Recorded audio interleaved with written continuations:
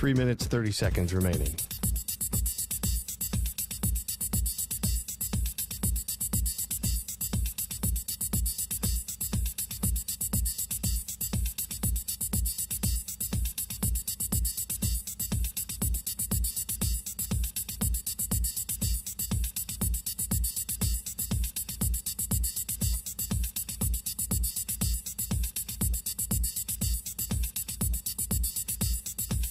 Three minutes remaining.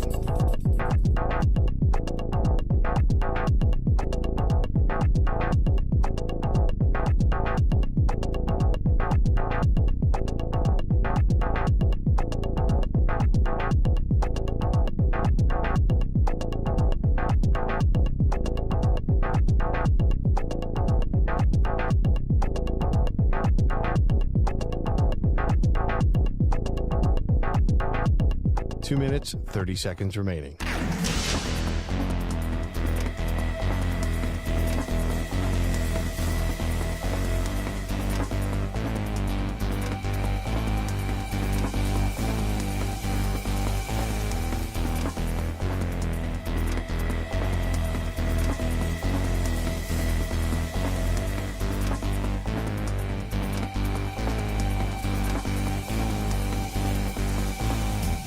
Two minutes remaining.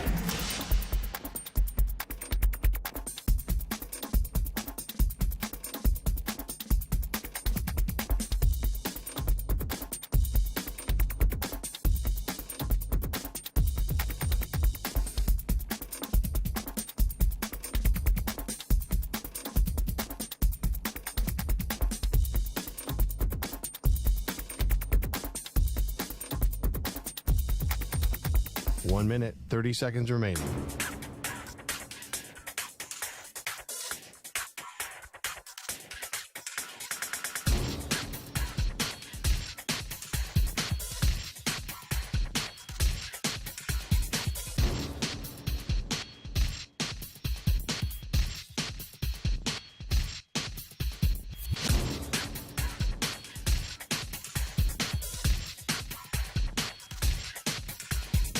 One minute remaining.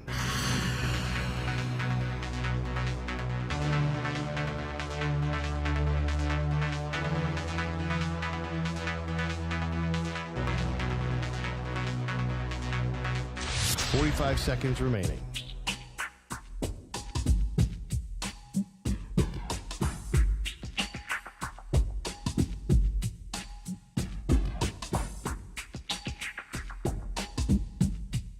Thirty seconds remaining.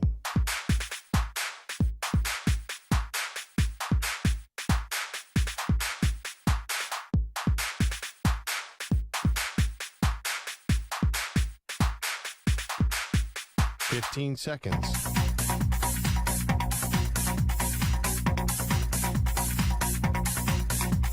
Break ends in 5 seconds.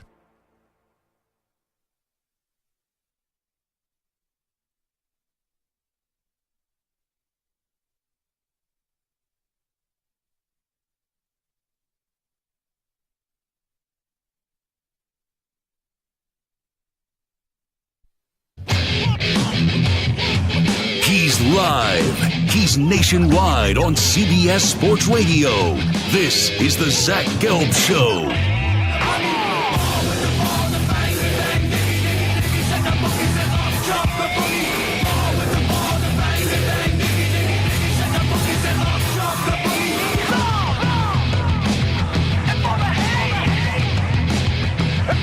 Here's your host, Zach Gelb. Live from the Play Show, yet not overly ostentatious studios of CBS Sports Radio here in beautiful New York City, sitting on top of the 10th floor of 345 Hudson Street. Welcome on in to a Wednesday edition of the Zach Gelb Show across all of our great local CBS Sports Radio affiliates, Sirius XM, channel 158, the free Odyssey app, and of course streaming on YouTube. 855-212-4CBS is the number to jump on in. 855-212-4227. You could always get at me on the good old cesspool of Twitter or on Instagram, where I'm straight flexing at Zach Gelb. That's ZACHGELB. Got Moist Mike and also Stuart Kovacs along the other way. And we're rocking and rolling all the way up until 6 p.m. Eastern, 3 p.m. Pacific. And we usually do not start the show with the guests right out of the gate. But when Shawne Merriman hits us up and says he wants to come in studio and chat up a little football and also talk about Lights Out Extreme Fighting, which they have a great event coming up Saturday, November 18th, Thunder Studios, and you can watch it via Fubo Sports. We always say, of course, we'll welcome in Shawne Merriman, because if we don't bring him into the studio, I'll make the first cheesy joke of the day. Then I'll probably turn the lights out on us. Shawne Merriman, great to see you as always. How you been? I'm doing well, man. How about yourself? Well, I'm doing fantastic. Always appreciate when you join us. I got to start you off with your Chargers. It's been an up and down season through the first 9 weeks of the season as they get ready for the Lions this upcoming weekend. They're a 4-4 football team, but I don't feel great about them. Where are you at with the Chargers? Well, I think that, starting the season out, the expectations were high, right? If you look at their roster with Keenan Allen and J.C. Jackson, who was there, and Joey Bosa, Khalil Mack, Derwin James, Eckler. So you're looking at this team and saying, man, these guys are going to win a championship on paper. And then, they're starting out and, they had, in my opinion, now looking at what the Dolphins end up being, it was a tough game, right? A shootout with 36-34. And then they followed up a couple weeks after that and hung 70 on Denver. So, that didn't look as bad as it did. But then they had a couple games, in my opinion, that dropped that they should have won. In my opinion, they should have beat the Dallas Cowboys. I thought that was an easily won game for them. But what I also try to tell people is that they have a new offensive coordinator in Kellen Moore. And they're not playing a lot of preseason games now.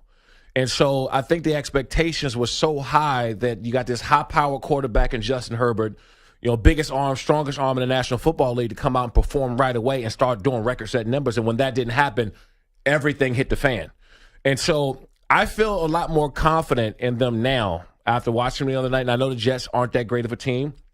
I think that they still got probably one of the best defenses in the NFL. But I saw something the other night, Monday night, that I didn't see the whole entire year. I saw them having fun. I didn't see that the last, 5 to 6 weeks. I haven't seen that. And so, guys are having the sack dance, and Thule and Bosa, they're going back 7 or 8 sacks in that game. I know it was against the Jets. But I saw them doing something that they didn't do an entire year, and that's playing with passion, playing fast, and having fun doing it. So here's my problem with the Chargers. On paper, everything that you just said I agree with. They should be a great team. And I think at best this year, their ceiling's going to be making the playoffs. And there's no progress from last year to this year. And quite frankly, I think they're going to miss the playoffs, and there's going to be regression. I just watch that team, and I go, there's so much talent. There's so many guys that I should want to root for and that should be playing at a high level. And I just put it back to coaching. How much is it that Brandon Staley just doesn't have it, and he's just not ready to be the head coach right now of this team? Well, I said this, and he came out in this last press conference, not this past game, but the game they lost before, and he put everything on his shoulders because there was no other person to put it on, right? You can't sit up here and keep blaming Justin Herbert because he's had 3 or 4 offensive coordinators since he's been in the league, 3-4 years now. So we know what he's capable of doing. He's still, with all the switching of the coordinators, he still has broken numerous of records, right? He's still setting records left and right. We know what he's capable of doing. Keenan Allen, still one of the best wide receivers in the National League. That one-handed catch was sick. It was stupid. It was ridiculous. But we know what he's capable of doing. Obviously, Mike Williams going down with that knee, it affected them and hurt them a bit. But once they start getting Quentin Johnston, the new kid from TCU, once they get him in the mix, this is going to give them another weapon on offense. Brandon Staley, I'll say this. I don't agree with that, all the 4th and 1 calls, and I don't agree with all of those. But one thing I will say is he's a really good leader. And he finds a way to lead. The only problem I've always had with Brandon Staley is everything is not data-driven, right? Football is not played with data and numbers. Football is played with emotion and passion and being able to pin your ears back, go out there and get after whoever has the football in their hands. That part I thought was missing a little bit. And when you have an offensive coordinator like Kellen Moore who come in, we know he's he draws up explosive plays. But the defense was giving up a whole lot. They wasn't playing with a lot of energy, and it was like a trickling effect of, everyone coming in saying, let's get rid of Staley, let's do this, let's do that, and no real plan of action, right? And so having that win against the Jets, they go out, and if you look at their schedule, it's favorable. Outside of I think the Ravens they got coming up is going to be a tough game. The Bills going to be a tough game. But if you look at their schedule from here on out, they can run the table if they play at that level. The problem is with them is that what team is going to show up. That's me. I'm at every home game. I'm there. I still, obviously run an organization a lot. It's just if the team that we all think they are show up, no one's going to beat them. The problem is what team is going to show up. Let's just say the team that you expect them to be doesn't happen. And at the end of the year, they're looking for a new coach. Would you want Bill Belichick coaching this team next year if he's available? No. Why not? No. I think that you ever heard of the term of a guy that's playing too long when it's time to retire? Like he just overplaying, overstaying what he's done. There's nothing wrong with Bill Belichick was great for 2 decades. 2 decades of football. And he hasn't had the tools in having another not even it will never be another Tom Brady, but at least a capable quarterback that can go out and perform. He hasn't had that in Mac over there. But I think the coaching time for Bill Belichick in this day and age has passed him. And I'm not saying he can't be a good coach somewhere else. I'm just saying that it's a new breed of athletes to come in. And I said the same thing about the coach for Denver, Sean Payton, when he called out Russell Wilson and doing. I love Sean Payton as a coach. I would love to play for him. But in this day and age, times are different. Guys can't handle you getting on them in public. Guys can't handle sometimes that style of coaching. And nowadays with these guys, you have to have a more personal approach. It's the reason why McDaniels is doing well out there in Miami. He's very personable. He can relate to a lot of these guys. And sometimes when you have a Sean Payton, Bill Belichick that's been great for so long, the game can sometimes pass you by in the way you coach. Your style of coaching, the way you go about things are a lot different now than they was 10, 15 years ago. The reason why I bring up Belichick is because we saw Brady a few years ago where he knew New England didn't have the roster anymore, where they could still go win 10, 11, 12 games and they weren't going anywhere. And I feel as if when you look at Belichick, I still believe he could coach. Now, I think there's a limited window how much longer he could go. He is 71, and you bring up valid points. The Patriot way isn't for everybody. But you go to this Charger team, they're loaded with talent, and they're missing that great coach. That's why I thought it would be a good fit. No, look, I'm not saying, and by the way, I would never say a great coach is not great anymore. I mean, you can coach until you're 90 if you can coach, if you have be healthy. Yeah, if you're healthy and you got the energy to do it. My thing is that I think that when Sean McVay came in, it really opened up everyone's eyes into the younger, the more relatable style coaches. Player-friendly. That can get you to play for them. I'll use Dan Campbell as one. Dan Campbell is a prime example of getting your guys to play for you. Nick Sirianni the same way in Philly, Nick Sirianni the same way. Getting your guys to play for you. And so, I played against Bill Belichick for a long time, and I know how great of a coach he is. But when you talk about this day and age in the game, the time is changed tremendously. So to expect Bill Belichick to come, even with the talent and the roster that the Chargers have, and let's not talk about the money he's going to ask for. Let's the money he's going to ask for is going to be more than the Chargers. Spanos family may say no thanks. I said it, you did it. They're not going out and splurging. Let's say that. Yeah. But also too, I think that if you're going to replace him, I think that they have somebody on staff. I think Kellen Moore can step in there and be a good head coach. I think that could have been a move the whole entire time if Brandon Staley didn't, kind of turn over a new leaf. But let's see what the rest of this season hold, because so many people will yell, let's fire, let's hire, let's do this. But who? Who, right? You go out and you make another big acquisition. You bring somebody else in and they don't pan out. Then what? Right now you got a new head coach, new offensive coordinator, all these people with a star quarterback and a star team that you're going to end up wasting because you thought that this was the right move. So if you're going to hire, and I said the same thing with Benjamin, right, and with the Commanders. Sure. I played for Ron Rivera. Ron Rivera is a great coach, great person, great man. But if they move on from Ron at any point in time, it's going to be Benjamin. Interesting. I don't think it would be.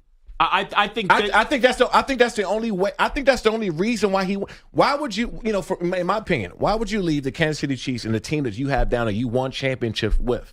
You got the greatest quarterback in football and possibly can go down as one of the best of all time. Why would he leave that position he's in to go to the Commanders? Because as crazy as it sounds, and there could be legs for him to be the head coach, and I think he should get a head coaching job. Yeah.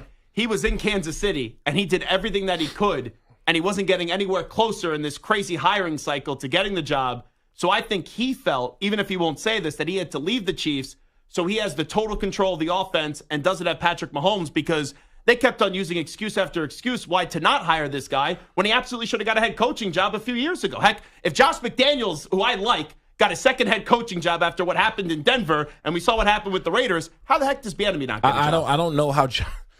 Listen, I mean, that's a whole nother beast. First of all, I never understood how a head coach have no success somewhere and to have another head coach's job somewhere, right? If you are decent and you have show some signs, yeah. If you show some signs, like even Belichick when he was in Cleveland, yes, one time made the playoffs, won a playoff game against Parcells. Yes. There were signs, even though the overall tenure wasn't wonderful. No question about it. And I've played, Wade Phillips, right? Great coach, and he's won in certain places or whatever, but he was also looked at as questionably not that great of a head coach. I thought he was, but the same thing with Bieniemy, same thing with Kellen Moore. I think these guys are next in line, and there's no reason to bring them in if you're not going to give them that opportunity. Two other coordinators that I like, Ben Johnson with the Lions and Lou Anarumo with the defensive coordinator for the Cincinnati Bengals, but just going for a big splashy name. With the scandal now pending at Michigan, Harbaugh, who knows how many games are going to hit him with the suspension. He'll probably get an injunction. Will be able to get that stay and not miss any games this year. I think this is setting up for Harbaugh to go back to the NFL in a place, by the way, where the guy in 4 years as a head coach with the 49ers, 3 NFC championship games with a Super Bowl appearance. No, that could be somebody. But then guess what happens? Harbaugh's going to come in and bring his own guys. Yeah, it's a good point. So he's going to come in and bring in, rightfully so, he's going to come in and bring in the team. As he should. That means you're in the 5th offensive coordinator for your star quarterback. That, to me, doesn't make any sense. Right, if you continue now, if they decide to keep Kellen Moore there, Kellen Moore wants to stay there, and they go to Jim Harbaugh and they want to do that, I think that makes more sense. But if he comes in, bring his whole entire new staff, new coaches on both sides of the ball, right, offense and defense, you're asking them to learn something completely new when you just made another adjustment. You can't do that. And I always try to use these examples when you're talking about like a regular jobs, right, a corporate. If every year you come in, there's a new dress code. There's a new clock in, clock out, a new system, platform you got to learn every single year. You're probably not going to be that great at your job, and that's what's been happening with the Chargers. Wrap it up with Shawne Merriman. We'll talk about Lights Out Extreme Fighting in just a second. I want to ask you about the Jets. And, you have a defensive player view. The Jets' defense is awesome. The Jets' defense is really talented. But on offense, without Aaron Rodgers, Zach Wilson is terrible. Now, where are they going to go to? Tim Boyle. They have Trevor Siemian. Right. But if you're a defensive player with clout in a locker room, like a Quinnen Williams or a Sauce Gardner, you had clout in the locker room, would you go to Robert Saleh and say, Coach, I know we don't know anything about the other guys, and they're not probably any good, but we got to give them a chance because Zach just isn't the dude? I think they got more problems on offense than just Zach Wilson. I actually don't think he's that bad of a player. Now, I've seen some, because we've seen signs of him actually being able to deliver good footballs. We can also tell that Aaron Rodgers kind of been rubbing off for him a little bit in a way. If you look at his interviews, you just listen to him and watch how he functions, it's completely different than who he was last year. So there's growth. No doubt about that. They're not blocking. Yeah, the line's terrible. They're terrible. People forget, how did Aaron Rodgers get hurt in the first place? By getting hit. No one blocked. It was one person hit him when he tore his Achilles. But if you look at that, there were 3 people around him ready to hit him at the same time. They wasn't blocking the soul. And so if you get an inexperienced quarterback who we deem as not that great in the first place and say, hey, we want you to be Aaron Rodgers, well, you're not. Aaron Rodgers can overcome a bad offensive line. Aaron Rodgers can overcome a bad system. Aaron Rodgers can overcome these things. Zach Wilson cannot. I would say that if they were able to give a really good offensive line, that we will finally see, and people will finally see that Zach Wilson can actually play. And that's the reason why he hasn't been benched yet, because as a defensive player, trust me, if we felt like there was the guy behind him that can go out and play better than him, you get 4 or 5 stars in your defense, and you go to Coach Salani, and you say, hey, look, we want him to start. We're going out playing our asses off, and we just need a little bit of help. We think that is the guy. You think for Robert being the player's coach that he is, that he's not going to listen to those 5 guys? He is. But I feel like right now, Zach Wilson may be their best chance because they realize they have bigger holes in that offense than just Zach Wilson. Shawne Merriman here with us. So, sign stealing.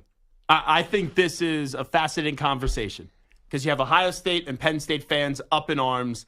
I feel as if a lot of the former athletes that I talk to go, yeah, did they go about it the right way? No, but in reality, sign stealing is not that big of a deal. You played. I'm sure you've been on teams that had the other team signs and all that because it's been part of the game. How do you react to what's happening at Michigan? I played against the Patriots my whole career. Sign stealing was just a startup for them. That was nothing. I remember we had we couldn't leave certain parts of our playbooks or plays, game plans in hotels because we heard that they had maids coming to clean up and taking our plays. And this is all real. It was told to us while we were there. So that part of it's real.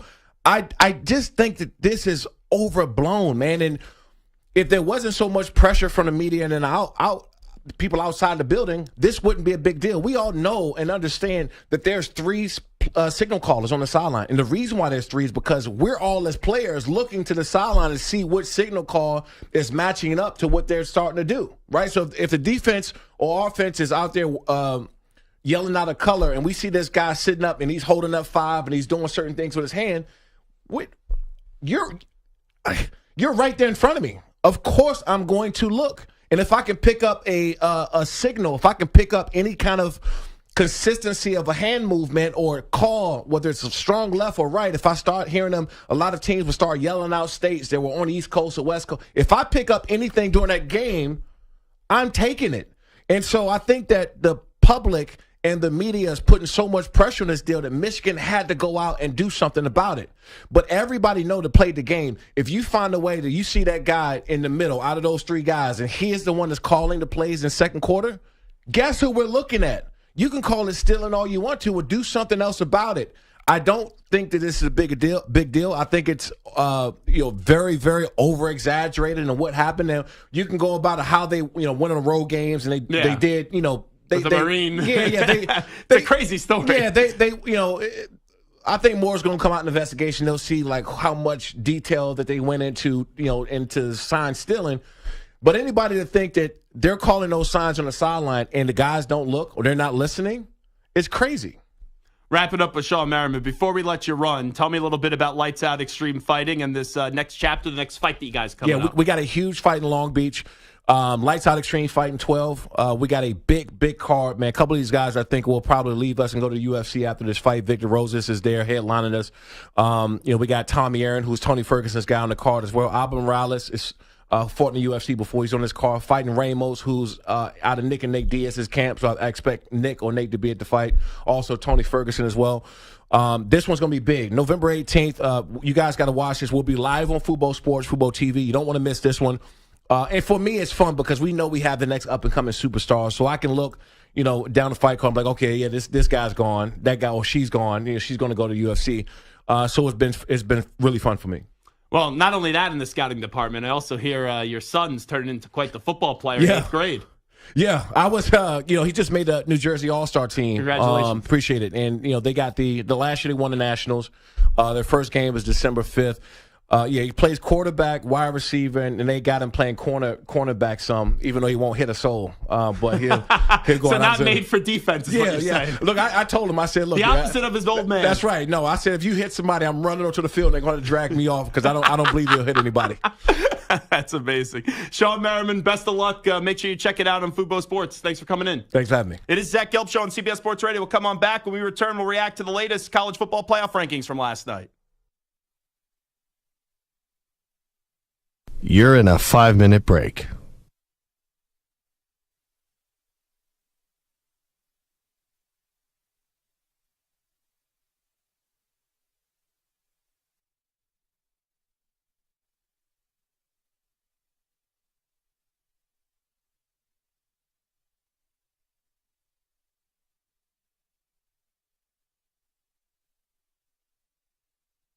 Four minutes, 30 seconds remaining.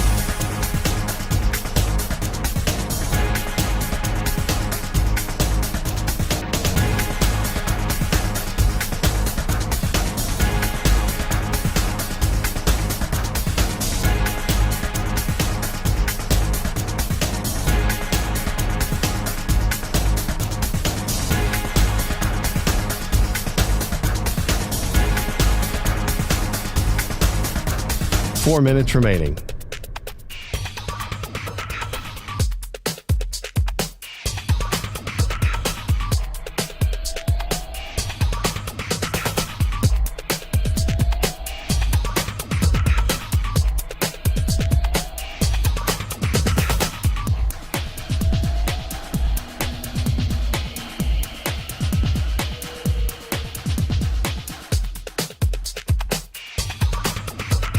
Three minutes, 30 seconds remaining.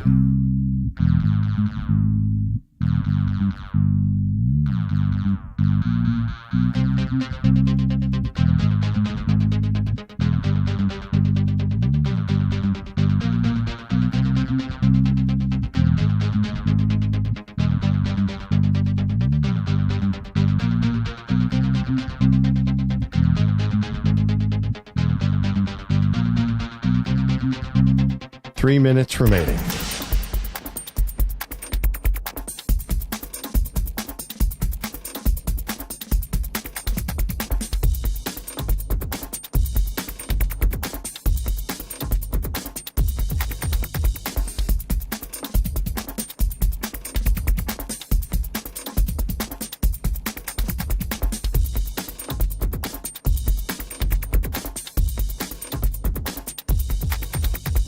Two minutes, 30 seconds remaining.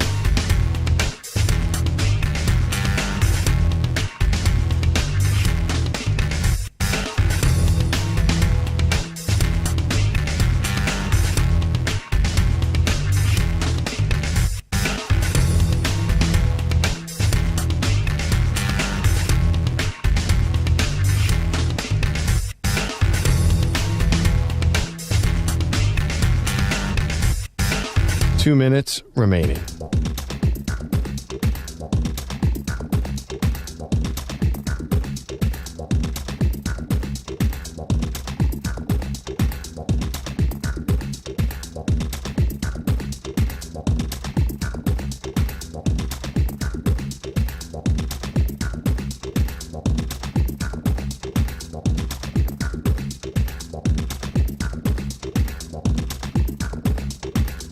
One minute, 30 seconds remaining.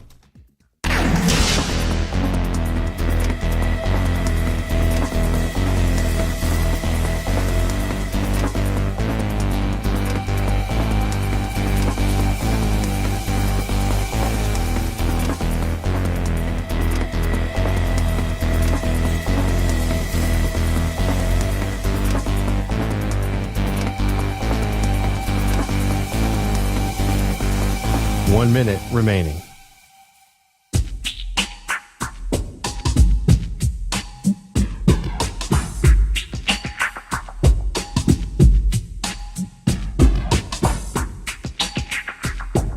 Forty-five seconds remaining.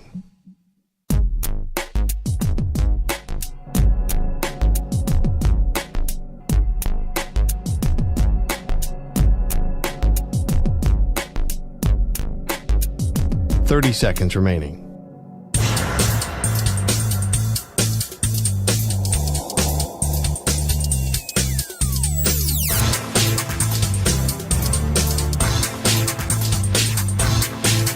Fifteen seconds.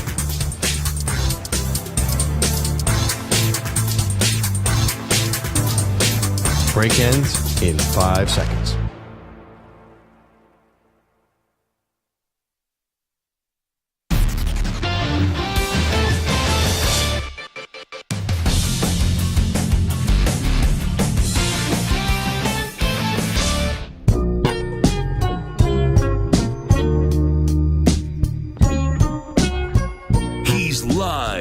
He's nationwide on CBS Sports Radio. In a game where it looked like they were going to stun Philadelphia and send home all those raucous, crazy fans at Lincoln Financial Field in a somber mood, the drama Dallas choking Cowboys appeared at the 6-yard line, and they ended the game taking a snap from the 27-yard line. You just can't make it up. They were gifted an opportunity to win the game, and they moved in the wrong direction. This is the Zach Gelb Show. Here's your host, Zach Gelb. All right, it is the Zach Gelb Show on CBS Sports Radio. Busy Wednesday show.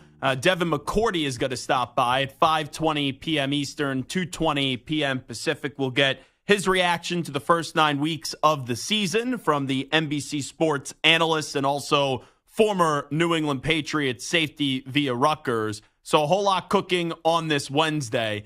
I got to get to the latest college football playoff rankings from last night.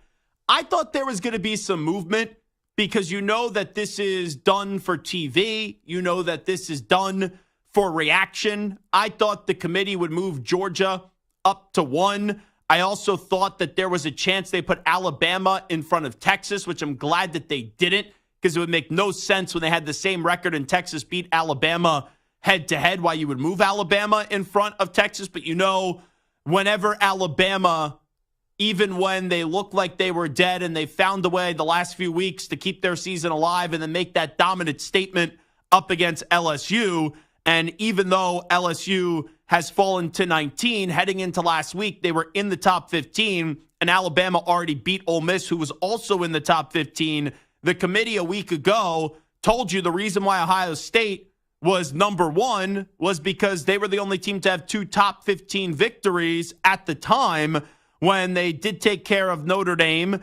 And they also, with Ohio State, had that victory up against Penn State. So they keep Georgia in at number 1, even though now Notre Dame is outside of the top 15 as they in the latest rankings were number 20. So really, I look at the committee and I guess I could understand why you put Ohio State 1. But if you watch the games, it's tough to believe that Ohio State's the number 1 team in the country. Because you look at, I'll just highlight 3 games. The game against Notre Dame, they should not have won that game. Now, you could say, Zach, it doesn't matter what should have happened. We talk about what did happen. But when you look back at that Notre Dame game, it does fit into really what this Ohio State team is, where their defense is the story, and their defense is really good. You have the best non-quarterback in the country in Marvin Harrison Jr., but outside of that, it ain't all that impressive with the Ohio State Buckeyes this year. And maybe Kyle McCord will save his best game for last up against Michigan coming up on Thanksgiving weekend. But in that game up against Notre Dame, he threw what should have been picked off. And sometimes you get a fortuitous bounce, sometimes you get a break.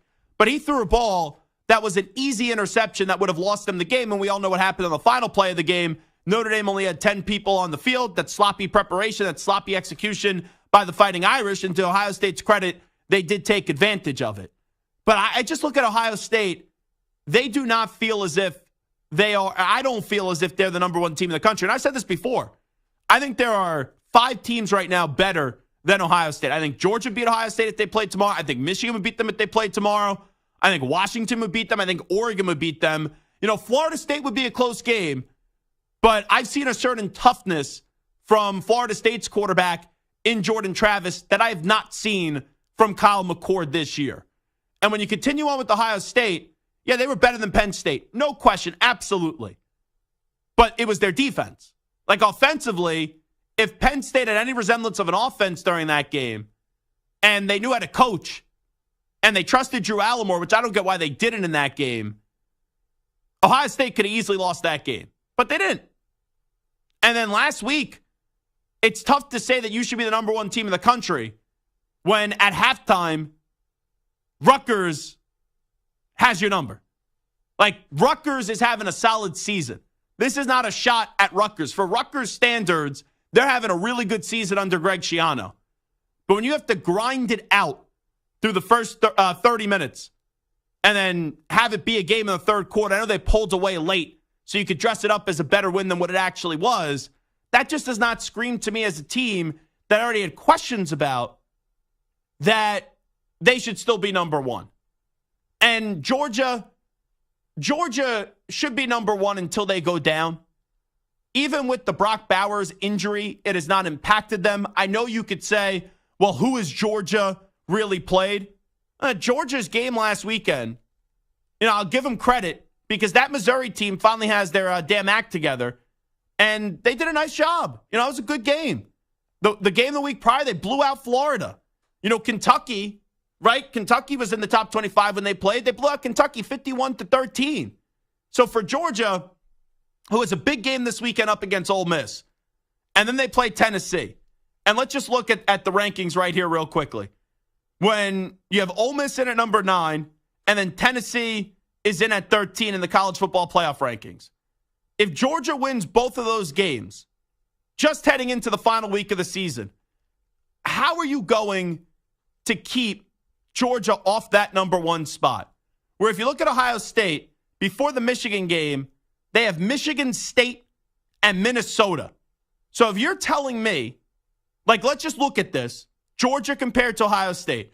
If you're telling me that the reason why Ohio State last week was at number 1 was because they have the 2 top 15 victories, well then, for the Georgia Bulldogs, they would have had defeated already Missouri, Ole Miss, and Tennessee if they win these next 2 games.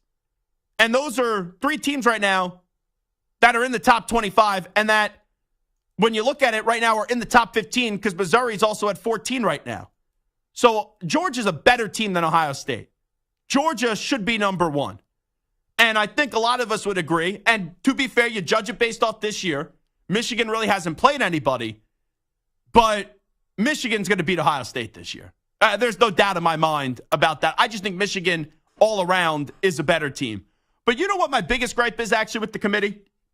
And I say this as someone that's a big fan of Mike Norvell, a big fan of Jordan Travis, a big fan of Jared Verse, and what Florida State has done. The thing I don't get the most is how Washington is in there at number 5. If you look at all these teams that's in front of Washington, Ohio State, Georgia, Michigan, Florida State, nobody has a better win than Washington. Washington beat Oregon in that crazy back and forth game, which I hope we see a rematch of the Pac-12 championship. And Oregon is sitting there in at number 6. Like, that Washington win up against Oregon is better than anything Ohio State has done this year, anything Georgia has done this year, anything Michigan has done this year, and anything Florida State has done this year. So I don't understand how the committee keeps on putting Washington for back-to-back weeks in at number 5. They should be in the top 4. And you look at the Washington schedule the rest of the way, and they just came off a very good victory up against USC, back and forth game after the last 2 weeks. Those games have been close. They've been tight up against Stanford and Arizona State. But still, for Washington, they got a gauntlet the rest of the way. You play 2 top 20 teams in Utah and Oregon State, and you got Washington State to wrap up the season. So there's no margin of error for Washington, and I just hope that whoever wins the Pac-12 doesn't have 2 losses, because if they have 2 losses, they're not going to get in the college football playoff. But it's crazy to me how from top to bottom the Pac-12 has been the best conference in college football this year, and their 2 best teams are 5 and 6, and neither of them are good enough to be in the top 4. It does not make any sense to me. Hey, real quickly, I want to play this from ESPN. This was Boo Corrigan going back to why Ohio State is ranked over Georgia still. Listen up. I think the key in the question, Reese, is they're not mutually exclusive. It's not one or the other. You know, as we look through it, and you can tell by our rankings right now with Ohio State and the big wins they've had, including last week over, a top 20 defensive team in Rutgers, in Georgia and the way they've played their games, big win over Missouri, the other wins that they've had this year. That's a lot of a lot of rambling that goes on when they try to justify these decisions. Ultimately, here's what I think ends up happening. I do believe Michigan's going to win the Big Ten, so they're going to get in. I will still say Georgia wins the SEC, but I'm buying more stock into Alabama. I'm going to say that Florida State is undefeated. And I do kind of feel like right now, in a Pac-12 championship rematch, Oregon is going to beat Washington. So if I had to make a guess today on who the 4 teams would be in no order, actually, I'll give you an order. I'll say Georgia's 1, Michigan's 2, I guess Florida State would be 3, and then Oregon would be 4. And maybe you could flip-flop Florida State and Oregon. But that's who I think your 4 teams are going to be. Now, here are the 2 things that I'm most fascinated by to look for. What happens if Georgia's undefeated before the SEC title game and they lose to Alabama in the SEC title game? Are you keeping Georgia out of the playoff with one loss?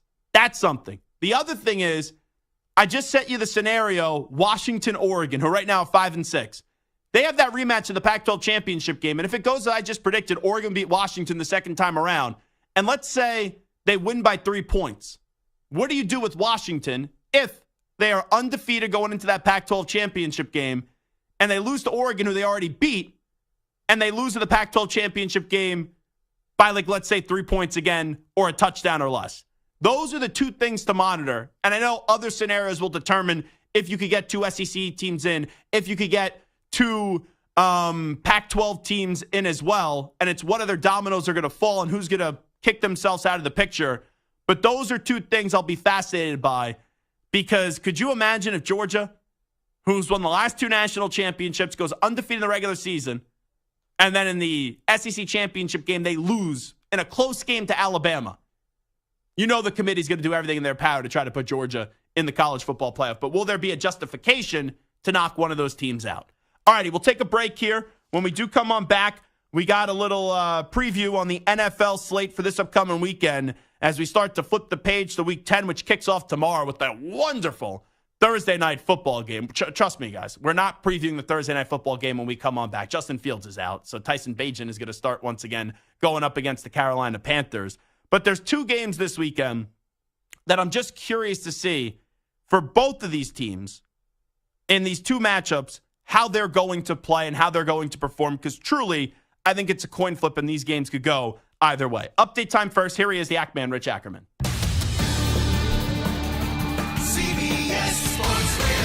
Sports Flash. And it's sponsored by Progressive Insurance. Insurance for motorcycles, boats, and RVs for protection on the road and on the water. See how much you can save at 1-800-PROGRESSIVE and Progressive.com. Justin Fields has yet to be cleared because of a thumb injury, so it's Tyson Bagent up again for the Bears tomorrow night at quarterback, while the Panthers will be without pass rusher Brian Burns, who has a concussion. DJ Chark is doubtful as well. The Eagles' Nakobe Dean headed to IR with a Lisfranc sprain. 2 great battles to highlight tonight's 14-game schedule in the NBA. A couple of Eastern powers and longtime rivals meet when the Sixers host the Celtics. Both come in at 5-1. Boston's coming off its first loss of the young season. Philly has won 5 in a row since falling on opening night. Tyrese Maxey has taken advantage of James Harden's departure. He had 22 and 11 assists in Monday's win to go along with Joel Embiid's 48. Boston fell in overtime to Minnesota on Monday. Out west, Denver will host Golden State. The defending champs are 7-1. Meet the team that won the title 2 years ago. Golden State has won 2 of 3 on this road trip. That ends tonight. I'm Rich Ackerman. CBS Sports Radio is everywhere, at home, in your car, and of course on your phone and tablet. Find us on your local affiliate, SiriusXM Channel 158, or the free Odyssey app. CBS Sports Radio.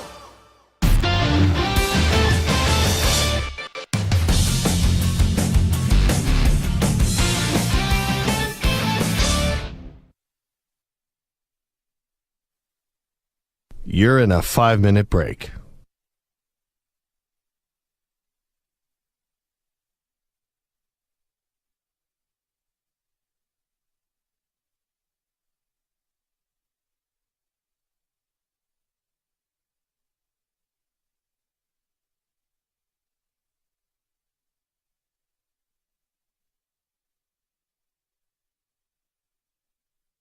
Four minutes, 30 seconds remaining.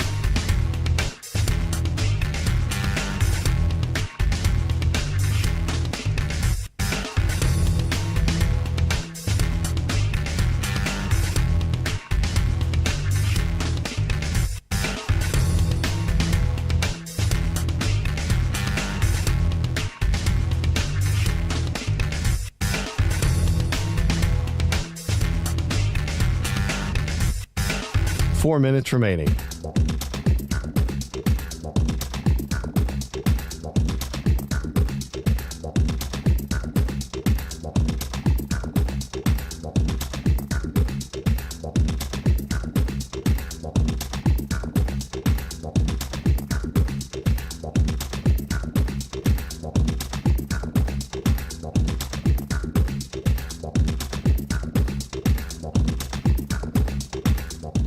3 minutes, 30 seconds remaining.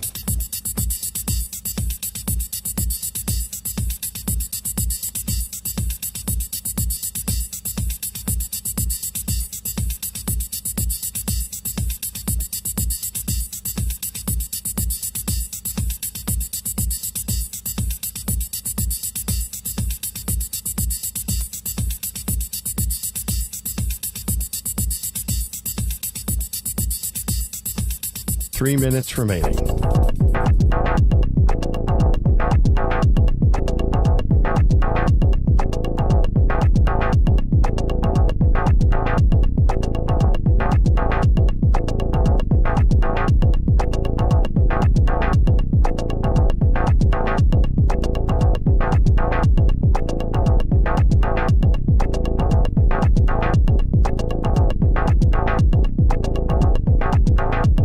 Two minutes, 30 seconds remaining.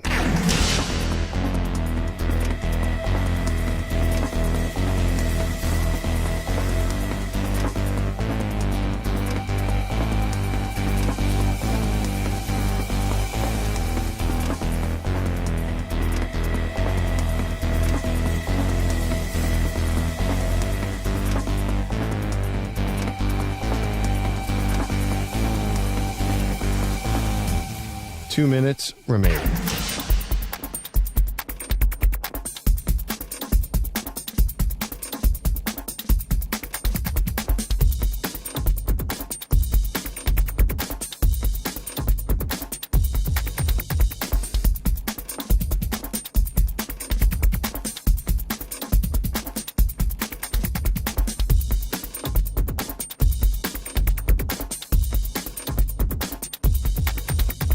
One minute, 30 seconds remaining.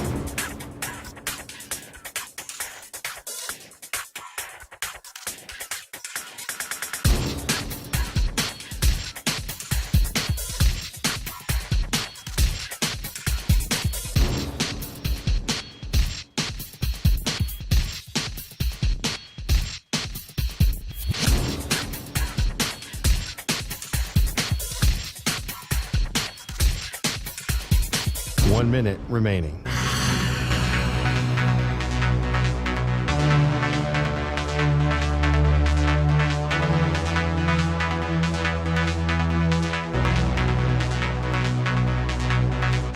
Forty-five seconds remaining.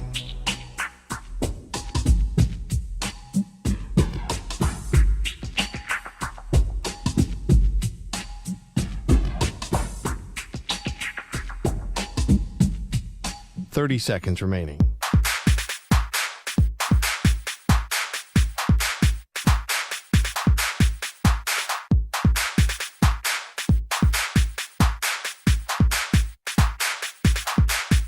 Fifteen seconds.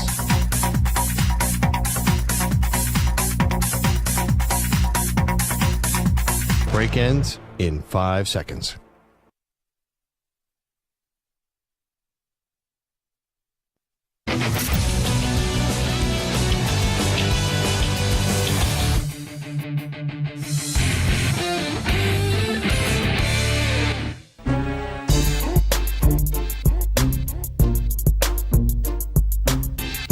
He's live. He's nationwide on CBS Sports Radio. There was a moment in the game when I said to myself, even though the game appeared to be pretty much over, holy smokes, the Cincinnati Bengals are really back. And it was late in the fourth quarter where Joe Burrow took off and he got a first down. And he jumped up and he gave out this roar. And that roar and that exuberant scream signified to me that that was Joe Burrow telling the rest of the National Football League, you thought we were done this year. You thought we were having a poor season. You counted us out. Well, guess what, folks? I'm back. I'm healthy. And I'm here to kick your ass the rest of the NFL season. And that's the Joe Burrow I love. This is the Zach Gelb Show. All right, it is the Zach Gelb Show on CBS Sports Radio, and it's time to Ask the Pros, where you, the listener, gets to ask us a question brought to you by O'Reilly Auto Parts. Simply tweet your question at CBS Sports Radio or at Zach Gelb, ZACHGELB, using the hashtag Ask the Pros, and be listening later in the show when we might answer your question. Think O'Reilly Auto Parts for all your car care needs. Get guaranteed low prices and excellent customer service from the professional parts people at O'Reilly Auto Parts.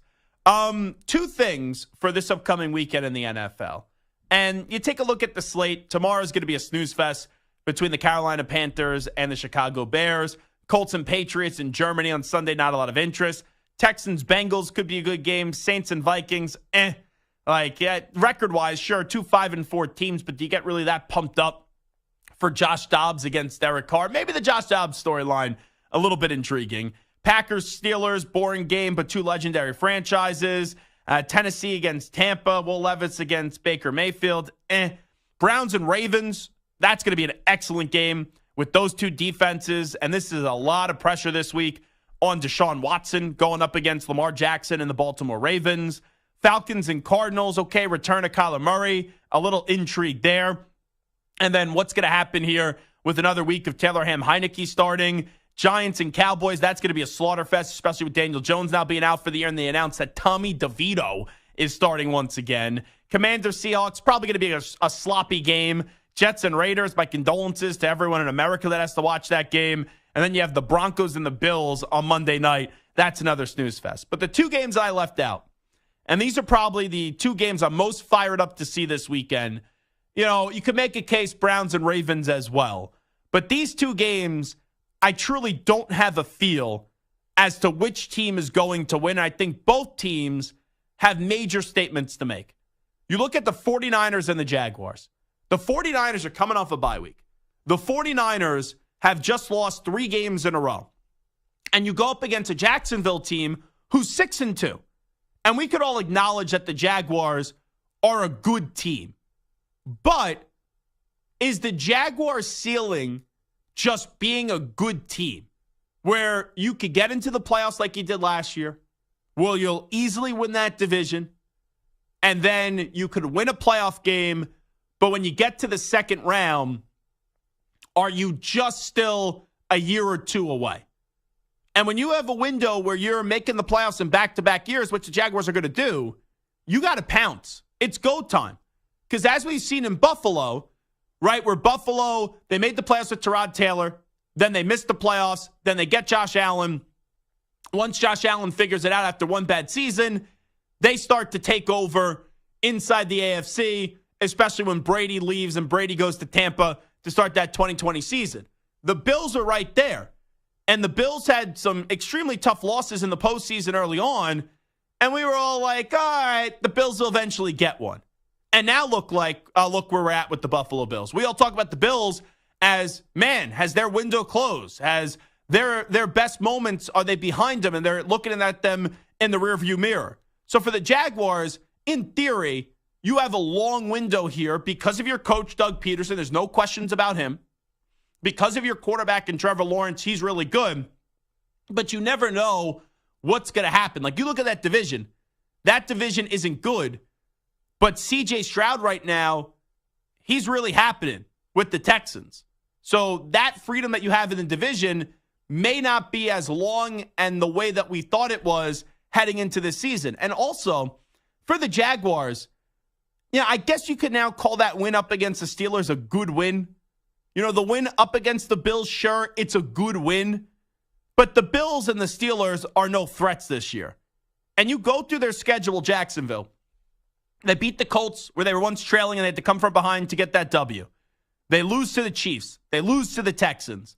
They beat the Falcons. They beat the Bills. They beat the Colts. They beat the Saints. They beat the Steelers. They don't really have a marquee victory on their schedule. And I've said this before about Jacksonville.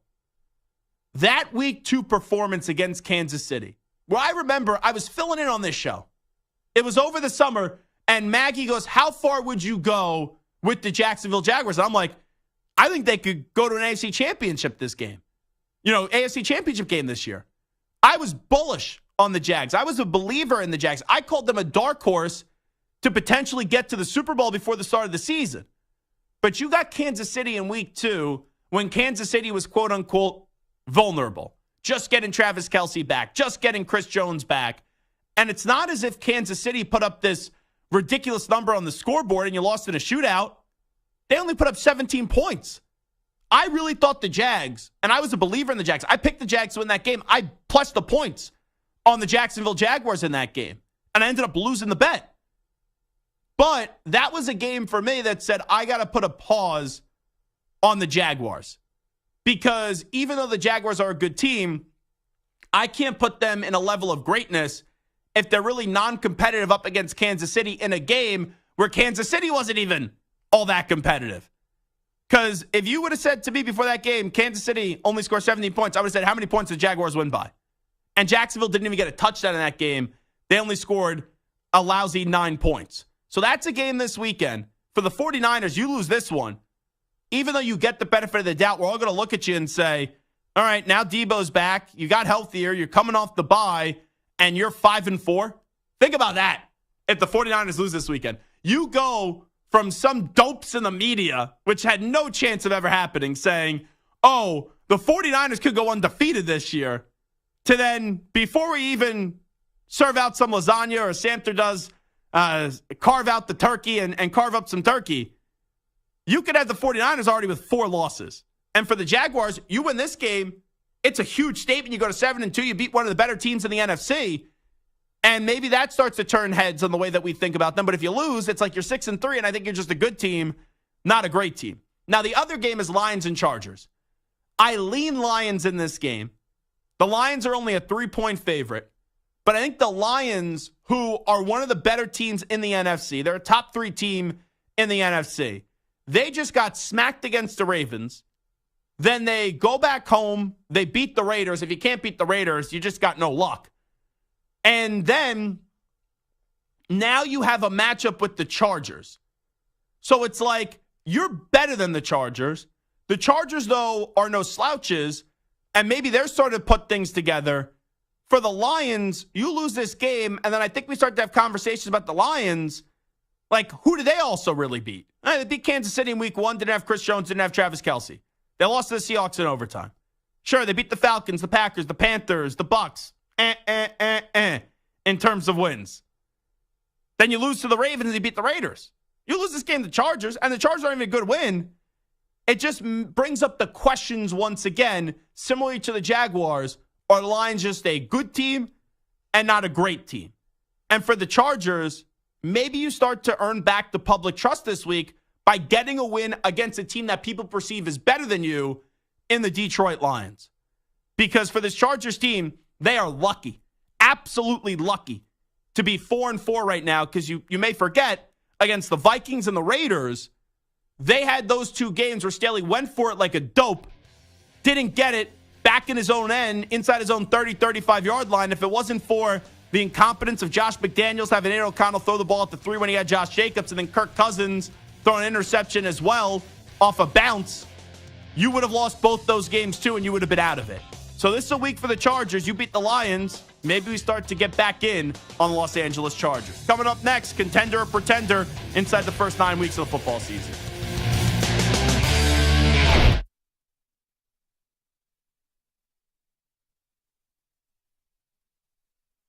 You're in a 5-minute break.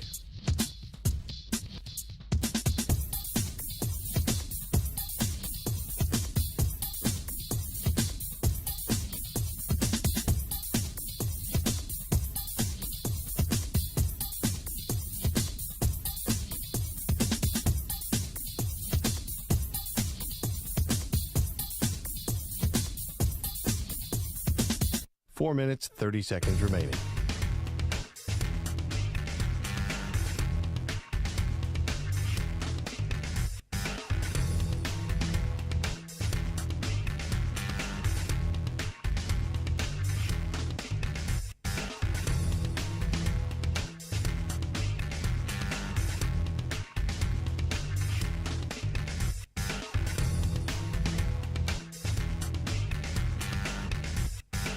Four minutes remaining.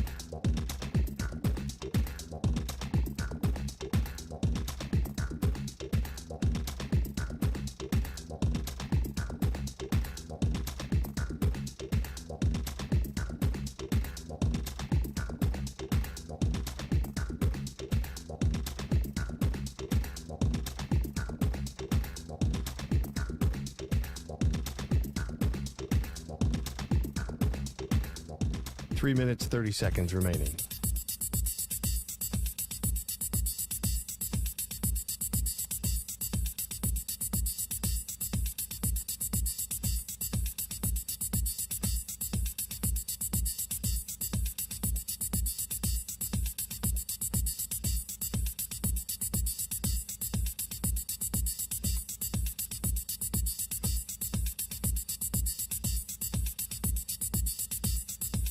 3 minutes remaining.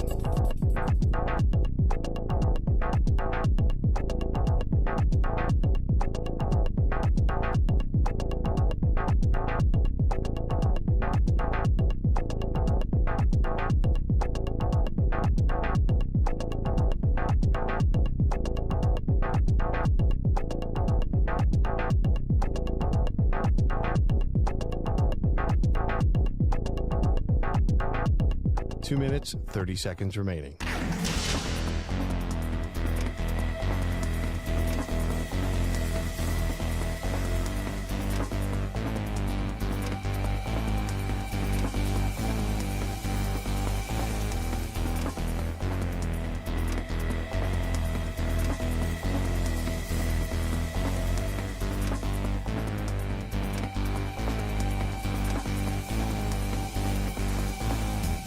Two minutes remaining.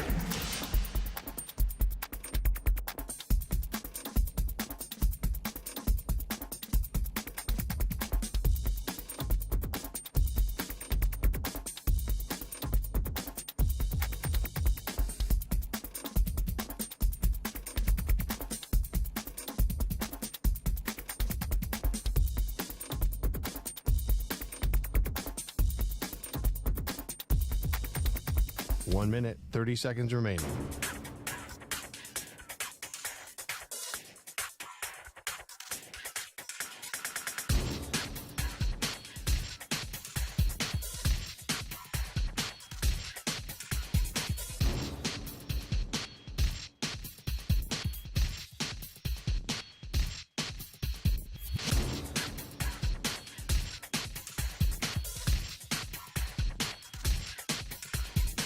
One minute remaining.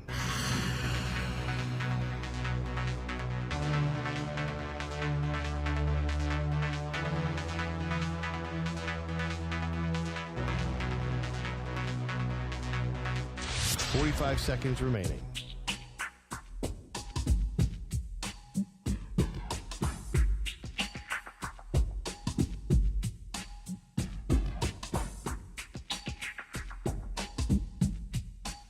Seconds remaining.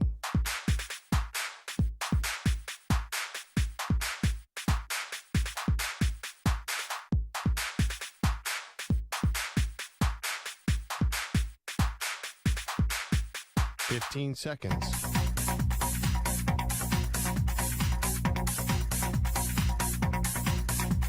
Break ends in 5 seconds.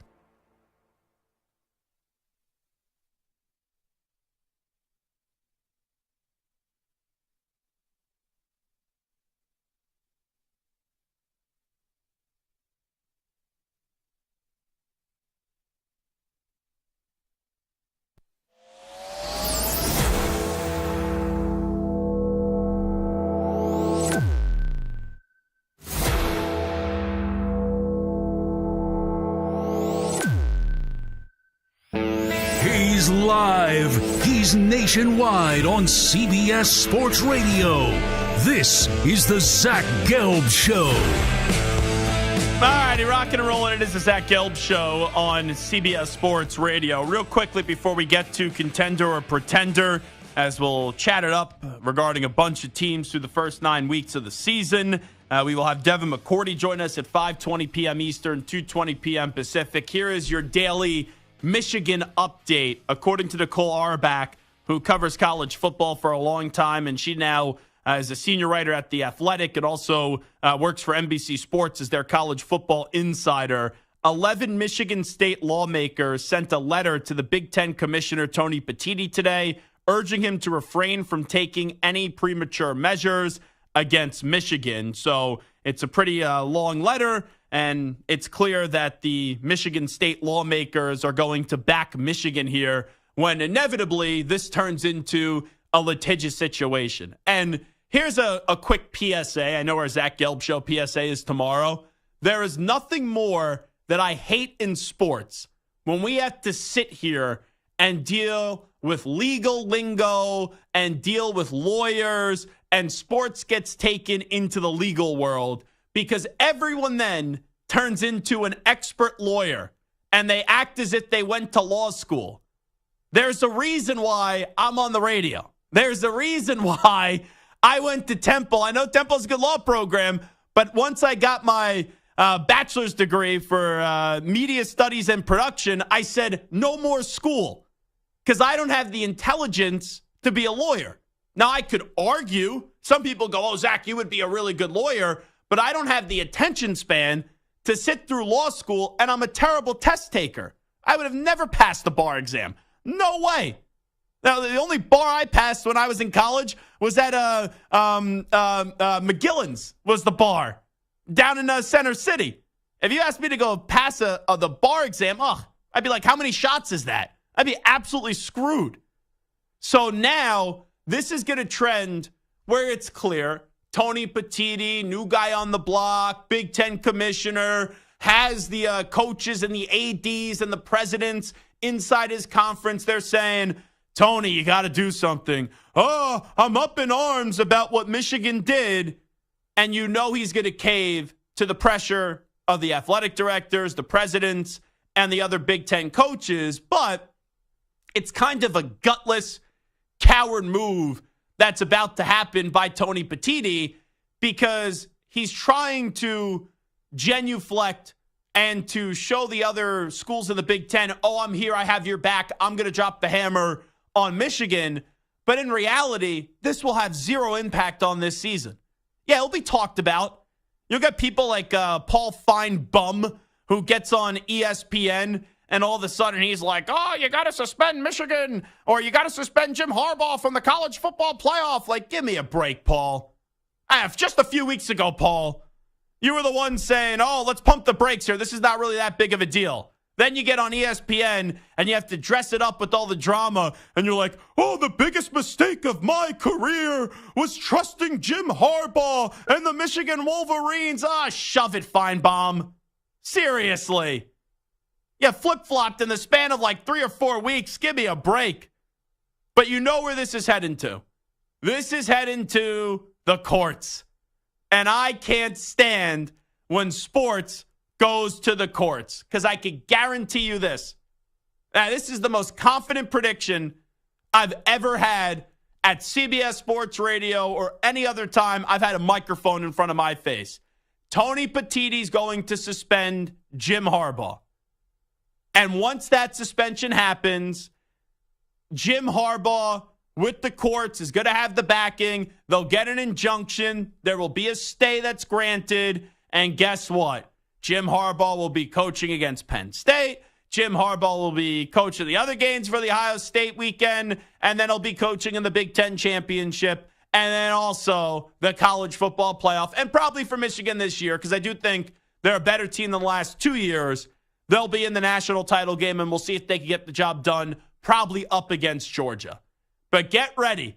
If you think the coverage so far has been insufferable, where Pete Thamel is so serious and he's breaking news down as if it's the most serious topic of the world, and he has that like political voice and that political tone to him a little bit, you would think you're watching like Fox News or you'd think you'd be watching CNN. If you're already finding this coverage to be insufferable and it all turning into everyone trying to be an expert, just wait until Petitti drops the suspension, and then everyone's immediate reaction is going to be, oh my God, he suspended Jim Harbaugh. And you'll have people that say it was right, and then you'll have people that say it was wrong.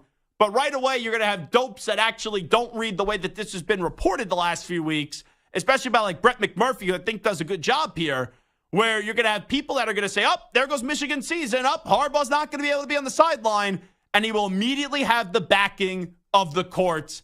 And then this will just get punted, and this will get put on the back burner because this will move very, very, very, very, very slowly. There's no doubt about it. So Tony Petitti, you could go say, yeah, I'm the big shot. I'm the big man in the Big Ten's campus, blah, blah, blah, blah, blah. We all know what you're doing. You're sucking up. You're sucking up because you're a kiss ass to the other Big Ten commissioners or the Big Ten schools in the conference. And you're trying to make your mark as a new Big Ten commissioner. But ultimately, you want Harbaugh on the sidelines. You know he'll get on the sidelines. And this whole injunction will be granted, and that will be that. But you've already had the Michigan State lawmakers They already are rallying together to support Michigan and their football program. So the way that I was reading this, so the Big Ten reached out to Michigan, part of one of the policies before they could even have any punitive actions, and Michigan has until today to respond. I just wonder after that, because early in the week it was, don't expect anything. I think it was Pete Thamel who said for the next 48 hours. Do we get something here before the Penn State game on Saturday? Like, that's my big question here. Do we find something out by Saturday? And if not, you will find something out, I could guarantee you this, I would think, before that latest college football playoff rankings that comes out next time. Because, it's part of the TV show. You're going to want to get, will it impact Michigan? And so far, the committee hasn't taken any of the scandal into consideration here when ranking Michigan. So you have this Penn State game on Saturday, and it's big noon kickoff. So Fox is loving this with all the extra coverage. Then they have Maryland the week after, and then you do have the game, the biggest college football game of the season, Ohio State and Michigan, coming up on Thanksgiving weekend. So that is your daily Michigan update right here. All righty, cue me some NFL music, por favor. Let's get to a little Pretender or Contender through 9 weeks in the National Football League. The Miami Dolphins. The Dolphins are a pretender. The Dolphins are a team that are good. They'll be in the playoffs. But when you have the AFC wide open, they're not amongst the NFL elite teams. Because in their 3 biggest games of the year, they lost to Kansas City, they lost to Buffalo, and they also lost to the Philadelphia Eagles. So the Miami Dolphins are a really good team, but they are not a great team, and that's why they're a pretender. Because a few weeks ago, people were talking about the Dolphins in the Super Bowl. The Buffalo Bills. Pretender. It's crazy how the mighty have fallen with the Buffalo Bills so quickly, and they have not even got to a Super Bowl. But this team has just been up and down this year. There's been some good play. There's been some bad play. There's just no consistent play. And that's been a problem. They've consistently been inconsistent. And for a team that's going to have to go on the road in the playoffs, because I don't think they're going to win the AFC East, they're probably going to be a wild card team, and they're going to be on the road come wild card weekend.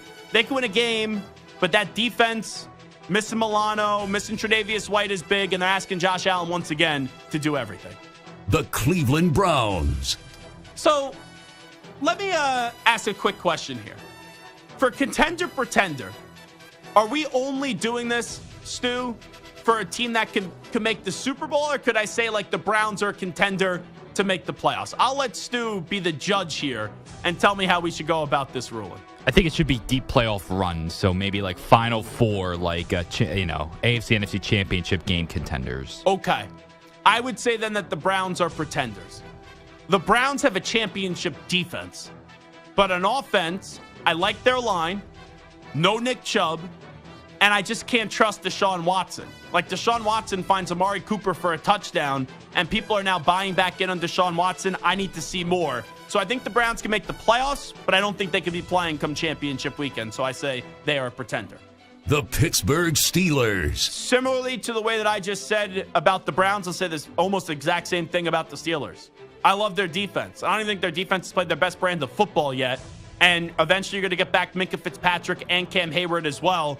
But offensively, there's no trust in the offense. You have George Pickens getting annoyed when Deontay Johnson pops off. Kenny Pickett can't be trusted. He barely shows up for the first 3 quarters and then somehow has 7 game-winning drives in his young 2-year career. But until they figure out that offense in a league that is heavily looking at offense and the way how many points are put up on the board now these days, and this is an offensive-driven league, I will say that the Steelers are pretenders. The Cincinnati Bengals. Contender, contender, contender. And they stumbled. They stubbed their toe right out of the gate. Everyone was ready to write the eulogy for the Cincinnati Bengals. And the last 2 weeks, they beat the 49ers. They beat the Bills. Jamar Chase isn't even 100% healthy, but Joe Burrow is. Joe Burrow is back, and you see the mobility. You see the way that he's planting now. And he is just one of those guys. You could put Joe Burrow on any team in the NFL, and he could turn any situation into a winning situation because Joe Burrow just has it. Joe Burrow is just that dude. The Baltimore Ravens. Baltimore Ravens are a contender. Now, they need Lamar Jackson. They need number 8 to stay healthy. There's no doubt about that. But you look at their offense, it's not like they have these great names. Like Odell Beckham Jr. was a great name 4 or 5 years ago, not now. Mark Andrews, very solid tight end. I'm a big fan of Mark Andrews, and I think a lot of people are. Zay Flowers, good young wide receiver, but there's going to be some good moments, there's going to be some bad moments. J.K. Dobbins out for the year, but that defense is awesome. But you're just seeing the value in why Lamar Jackson in the past has won a unanimous MVP, because as long as he could stay healthy, they could beat any team in the NFL. Ravens contender.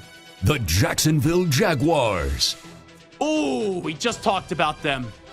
I got to lean more pretender, but they're a team that's in the monitoring conversation to potentially become a contender. I just have to see them beat an elite opponent, and I have not seen that this year. And as I said earlier, that loss to Kansas City just gives me pause and skepticism when it comes to the Jaguars maybe being stuck on just a good team and not a great team. The Dallas Cowboys. Pretender. And you saw it last week. Even when things go well for the Dallas Cowboys, when the game is on the line, they just don't find a way to make enough plays up against the great teams. They got the ball at the 6-yard line. With 20-something seconds to go on that final snap, they took the snap from the 27-yard line. So you are 6 yards away from getting a touchdown, and then you're taking a snap at the 27. They're just never on the same page. When the defense plays well, the offense doesn't. When the offense plays well, the defense doesn't. It's very Steeler-like of the last decade. And that's why I have to say the Cowboys are a pretender. The Detroit Lions. Oh. Now I'm going to use Stu's standard here to be one of the final 4 teams remaining. I will say contender for Detroit, and here's why. They're going to be probably the 2 seed in the NFC. When you look at that schedule, the schedule is very favorable to them the rest of the way. So, with that being said, I know they haven't won a playoff game since 1991. Wild card weekend at home, if you're the 2 seed, divisional round weekend at home, being in that building and having it being in an indoor stadium, I think is a massive advantage to the Detroit Lions. And I like what I'm seeing out of their defense with guys like Aiden Hutchinson, who's a star, and also Alex Anzalone. So I will say contender. The New Orleans Saints. The Saints? Who dat? Who dat? Who dat say they're going to beat them Saints? A lot of teams. The Saints probably should win the division. And Saints at home with that environment, wild card weekend, I guess they could be alive. But I have a very tough time seeing the Saints do anything more than just making the playoffs this year. Pretender. The San Francisco 49ers. Got to win this weekend. But to be a Final Four team, they're a contender. We've seen them have some bad moments before early on in the season, and they usually always find a way to wake up in the NFC title game. The San Francisco 49ers are contenders. The Seattle Seahawks. I want to say the Seahawks are contenders because going into the year, I said they were the 3rd best team in the NFC, and I love their secondary. They have a lot of big offensive names on that side of the ball, but Geno Smith has had turnover problems the last 2 weeks. And I think Geno is showing that last year he's not going to play up to that standard again and be that good. I'm not saying he's going to fall off and be terrible, but it's going to be a big enough drop-off where you go, the Seahawks are just a good team. They are not a great team. So that's a little contender, pretender right there through 9 weeks of the NFL season as we start off week 10 tomorrow with the Chicago Bears and the Carolina Panthers. 855-212-4CBS, 855-212-4227. Big Dave is on the line in Kentucky, home of Mark Stoops and John Calipari. Big Dave, what's happening? How you living, Holmes? I'm doing fantastic, Big Dave. What's happening? Can't wait for this. Everybody wants to jump on the Harbaugh thing there, and I'm not a Harbaugh fan, man, but I want to see this. Can't wait till this Pandora's box gets opened all the way up if they jump in and suspend him. And as for Paul Feinbaum, there was a time that he had a certain amount of credibility in the profession, but now he is nothing more than a cartoon character. So enjoying the show, man, and we'll see what happens with the Harbaugh thing. Have a good one. Thanks so much, Big Dave. Yeah, so I don't really have an issue with Paul Feinbaum. Even though I just did call him Paul Feinbaum a few moments ago. I just haven't liked two of his opinions recently. But I give credit to Paul. He's been at it for a long time, and he's well respected inside the industry. But before the year where he's like, oh, if Alabama misses the playoffs again, it's going to take a major hit on Nick Saban's legacy. Like, that was just filled with jackassery. And then a few weeks ago, you were defending Michigan and defending Jim Harbaugh. And then you catered and bowed down to the public pressure, which may not even be the majority of people. It could just be the minority. And all of a sudden, you're now saying, oh, it's the craziest thing and it's the worst mistake of your career trusting Jim Harbaugh, and you think he should be suspended right now. So that flip-flopping did not sit well with me, but you can't take away what he's accomplished in this industry. I just haven't liked two of his opinions this year when covering college football. All righty, this is Zach Gelb Show on CBS Sports Radio. Kyler Murray is back, and there's already odds on who his next team could be. I got my top 5 destinations for Kyler Murray next right here on CBS Sports Radio. You're in a 5-minute break.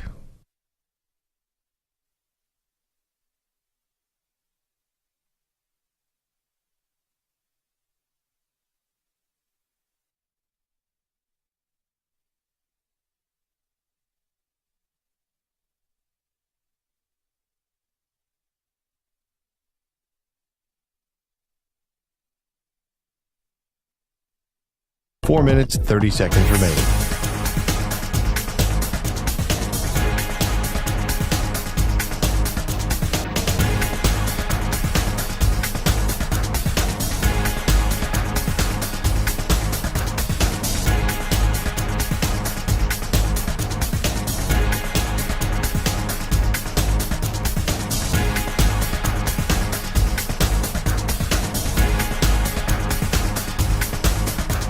Four minutes remaining.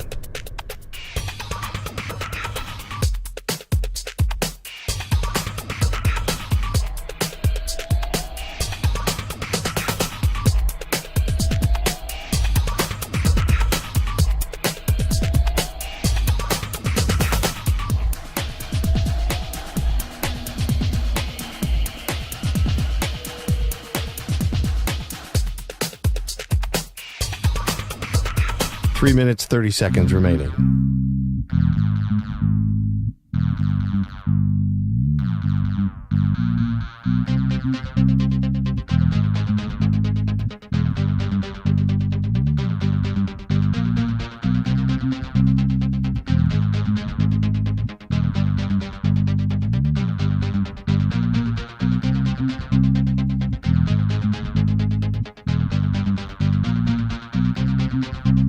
Three minutes remaining.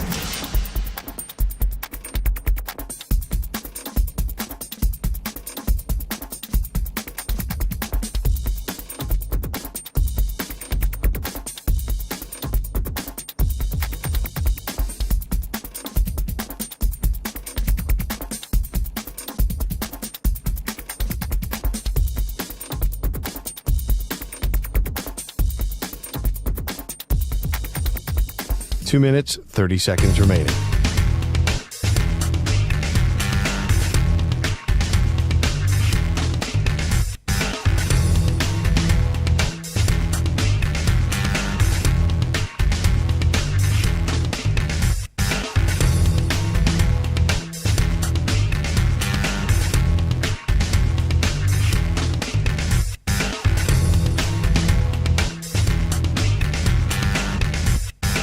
Two minutes remaining.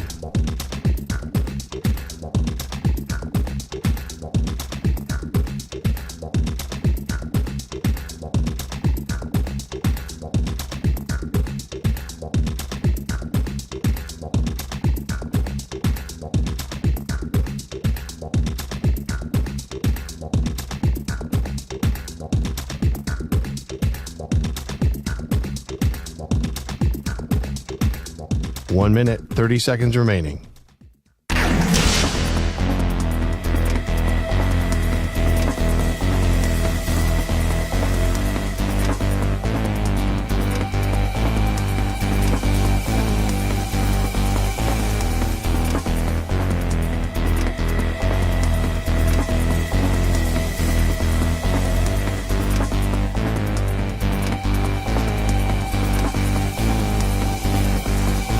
1 minute remaining.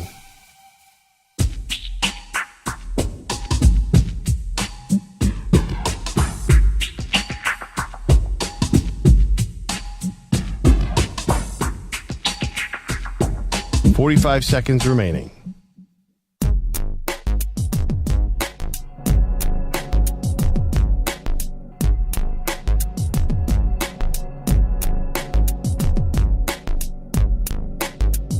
.30 seconds remaining.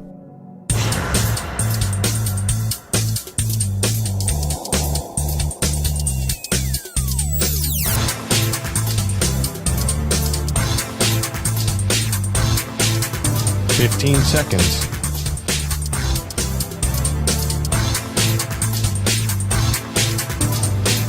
Break ends in 5 seconds.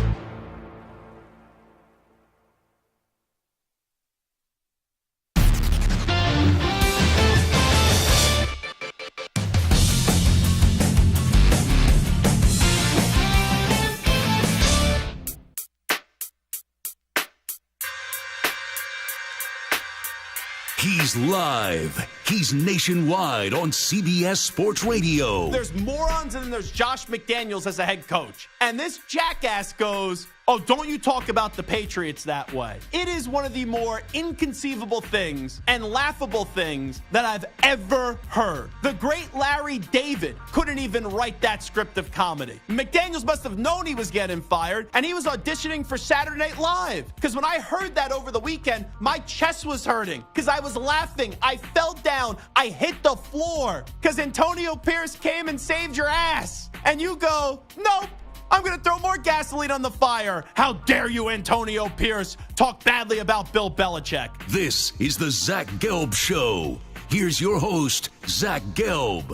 All righty, this is the Zach Gelb Show on CBS Sports Radio. You can always follow along on social media, at Zach Gelb on Twitter and Instagram, and you could watch the show streaming on YouTube, and we appreciate you jumping on board with us, whether it's across one of our great local CBS Sports Radio affiliates, Sirius XM Channel 158, or the free Odyssey app. So ML Football, which is a really good account and follow on Twitter and gets all like the NFL news out there, just put out the Bet Online odds of Kyler Murray's next team if it's not the Cardinals for week 1 of the 2024 season. Stu and Samter, they put out they put out the 6 highest odds here. Do you think we could guess here, or you guys could guess, the 6 teams? Let's take a stab at it right now.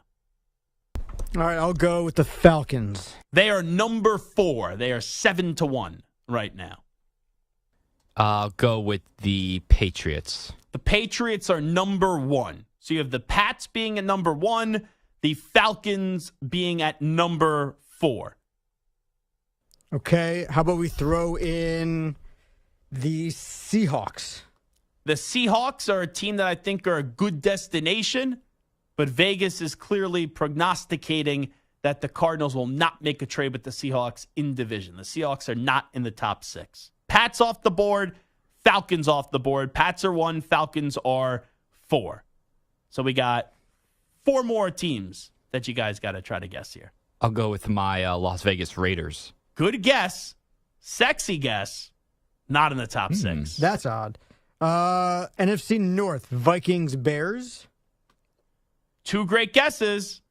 No and no. What? Mm-hmm. Vikings to and Bet Bears Online. are not in the top. Wow. Now, I'll give you my top 5 coming up in a bit. But let's see if you guys can get the final 4. Do you need a hint? No. Okay. New York Giants. Yep, they are number 3. Okay. So we got 3 more teams to go. 3 down, 3 more to go. Washington Okay? Commanders. Yes, in at number 5. Samter, he's getting hot. He's getting moist right now. All right, and I sign off. You got 2 more here. What about the Rams, Sean McVay? Interesting guess, but I think it's going to be similar to why the Seahawks aren't on there in division. You got 2 more. Both are AFC teams, so that could help. AFC teams, I don't understand. One of them I'll give you, because I just don't understand why this team is there right now. But maybe it's because their young quarterback, who's off to a good start, doesn't pan out. Tennessee the Titans are in there at number 2. I'm surprised they're the second highest odds. Like 4 or 5 weeks ago, yeah, I get it. But with the way that Will Levis has played the last 2 weeks, and especially the way that Amazon was talking about him after that game that he just lost on Thursday Night Football, Richard Sherman said, yeah, that's a franchise quarterback. That's a franchise guy. So the final one here, in at number 6. Quarterback right now who's young. Not a lot of, let's say, consistent play from this quarterback. Steelers. Yep. So those are your 6 highest odds, according to ML Football via Bet Online, for Kyler Murray. Patriots 1, Tennessee 2, the Giants 3, Atlanta 4, Commanders 5, and Pittsburgh in at number 6. So I'll give you my top 5 destinations right now from Kyler Murray, and I will go from 5 to 1. In at number 5, I do agree with the Steelers. Kenny Pickett, I just think he is a guy. He is not the guy. And when I watch Kenny Pickett, even though the end results, 7 game-winning drives, and he hasn't even completed 2 years of football so far in the NFL, the first 3 quarters are just really rough. And when I watch Kenny Pickett, I just think his ceiling is at best above average. I do not think he's going to be a great quarterback in this league. So I put the Steelers in at number 5. Number 4, I go with the Raiders.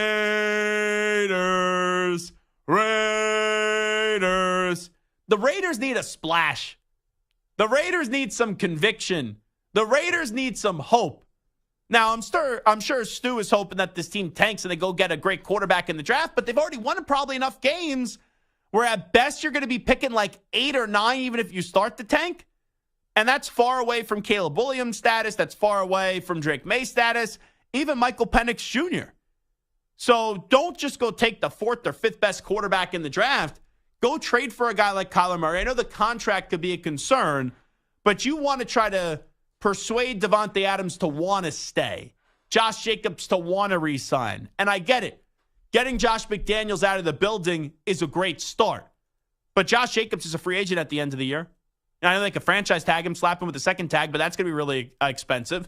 Probably Davante Adams wants to go join Aaron Rodgers in New York, but didn't he want to go to the Raiders to be close to home and be close to his family? So there's a way with some of the talent that you have on this team. And don't get me wrong, there's a lot of work to do with the Raiders. But there's a way to keep the core of Jacobs, Adams, and Crosby together, who are 3 of the top 20 players in the league, but you got to go get a quarterback. And if Antonio Pierce continues to win games, I don't think it's a bad move keeping Antonio Pierce around. Now, I do ultimately think that they will not make Antonio Pierce the head coach from being the interim. I think they'll go elsewhere because that's usually what the Raiders did, and that's basically what the Raiders just did a few years ago. You know, if Rich Bisaccia didn't get the job with all that crap that went on with that team, and I'm talking about serious crap that went on with that team, if he didn't get the job after taking that team to the playoffs, I have a tough time thinking Antonio Pierce is going to keep the job. So I look at a guy like Kyler Murray. That's a player that I think, even though there's questions about his work commitment and his work ethic, I do think that would excite Josh Jacobs and also Davante Adams. In at number 3, this may be the best destination. I just don't believe it happens because it's in division. But Pete Carroll with Kyler Murray would be awesome. If you could put the Seahawks with Kyler Murray, with DK Metcalf, Tyler Lockett, Jackson Smith-Njigba, and a young up-and-coming secondary, hello. That'd be a really, really, really fun team to watch. Even with the questions of, can Murray be great? And Murray, I think individually, has shown and has displayed some flashes of greatness. Like, you've seen some of it. But then also, he's his worst enemy because you hear about the lack of work ethic. Like, think about it. You give that guy a new deal, and the first thing the old regime did was put a clause in the contract that you have to have certain study hours. So you trust the guy to pay him $200-something million or whatever the deal was, but you don't trust him enough to study, which then would make him the best quarterback possible. In at number 2, the Atlanta Falcons. That would be a fast offense with Murray, with Bijan Robinson, Tyler Algier, Drake London, if Kyle Pitts could ever get it together. And Arthur Smith needs a quarterback now because even though he's done a bad job managing this quarterback situation, I do believe he'll be back with the Atlanta Falcons next year. And finally, my number one destination if Kyler Murray gets traded, it's the Minnesota Vikings. There's a chance Kirk Cousins comes back next year for Minnesota, but he is a free agent.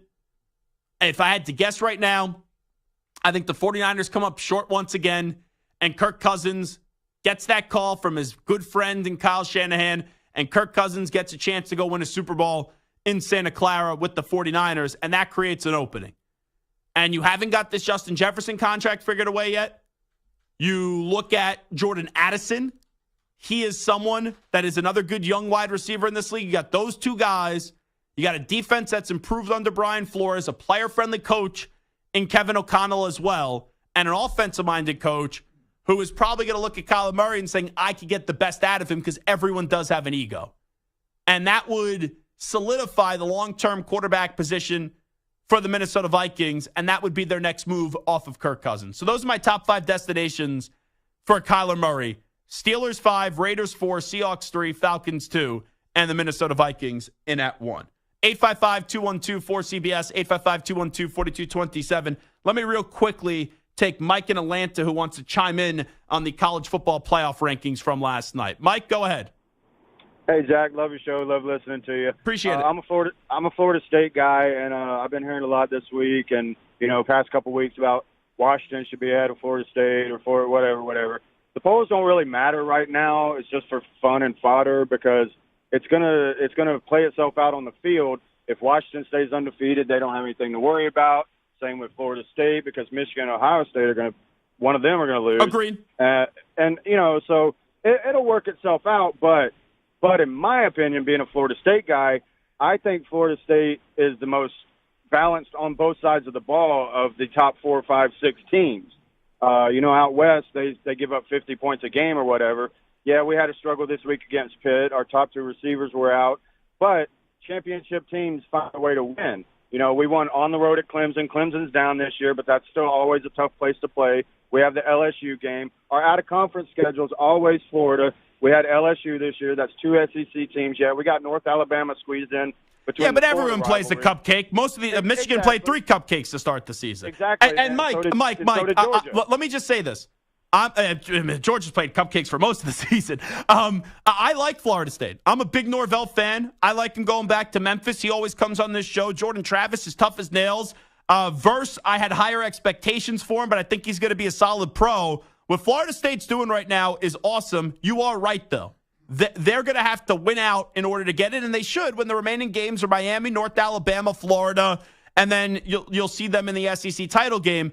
Just when I look at the rankings, personally, I think Washington should be in front of Florida State because Washington beat Oregon, and I hate to do it this way because that great win for Florida State in week 1 up against LSU, the way the committee looks at it, it just hasn't aged well because LSU has been one of the more disappointing teams in the country this year. But going into the season, those were 2 teams. Heck, Florida State and LSU both had national championship aspirations, and you guys beat the crap out of them in the second half. But when I just look at the wins, Oregon is the best win in the country this year with Washington had, and that's why I think Washington should be in front of Florida State. I agree somewhat, but LSU does have the leading Heisman candidate playing on the team. But I will say this. Well, he's not going to win the Heisman. He's having a great season, but they just don't have the record. I will say this, though. I appreciate what you said about Florida State and Mike Norvell because Florida State can be an example to other schools because they did it the right way. They were patient with this guy. They let him bring in his players. They let him develop his system. Hit the transfer portal. Which we had to because of the Taggart thing. But now we're reaping the rewards of it, and I'll be in Tallahassee Saturday. Well, enjoy the game. And, I'm a big fan of Mike Norvell. And he had to deal with a lot of crap because, remember, Coach Prime wanted that Florida State job, and he took every shot at his alma mater. And now, as much as I love Coach Prime, he wouldn't even acknowledge that he attended Florida State from that press conference before the year. But it's a great point by Mike. Patience. A lot of times we don't have it in sports. A lot of times you look to fire right away. And sometimes very early on you made the wrong hire. And you got to cut ties real quickly. But I thought a lot of the criticism directed to Mike Norvell was unfair. And last year he took a big step. And now he's taking an enormous step as long as he takes care of business in these next 4 games. Because you should beat Miami. You should beat North Alabama. You should beat Florida. and you should be in the ACC championship game and winning the ACC conference this year and then be off to the college football playoff. But if you stumble and you go down once, I do think that you'll be on the outside looking in and you'll just be in a New Year's Six Bowl. And you look at the New Year's Six Bowl now, it's like, okay, when you have college football playoff aspirations, it is disappointing when you're just in one of those New Year's Six Bowl games and not in the semifinal for the CFP. Let's get the latest CBS Sports Radio update in with the Ackman, Rich Ackerman. CBS Sports Radio. Sports Flash. Well, the Bears will be without Justin Fields once again when they meet the Panthers tomorrow night. Tyson Bagent starts once again. The Fields not cleared for contact, while the Panthers will be without Brian Burns, who is still in concussion protocol. Jamar Chase's sore back kept him from practice today. He's been listed as day-to-day. The Angels have reportedly found their new manager, hiring Braves coach Ron Washington, who gets a second chance at age 71. The Celtics finally fell from the ranks of the unbeaten and can't afford to stay down too long as they take on the Sixers tonight in Philly. 1 point is standing in the way of an unbeaten start for the Sixers, who have won 5 straight following their opening night setback to Milwaukee, and Joel Embiid coming off another dominant performance with 48 points, 11 rebounds, and 6 assists. The defending champs are off to the best start in the West. Denver has won 7 of its first 8 and will host the 6-2 Warriors. It's also a matchup of the last 2 title winners as the Warriors wrap up a 4-game road trip. And right behind them, Dallas at 6-1 will host Toronto this evening. I'm Rich Ackerman. Have a Take, the Jim Rome Show, weekday afternoons on CBS Sports Radio.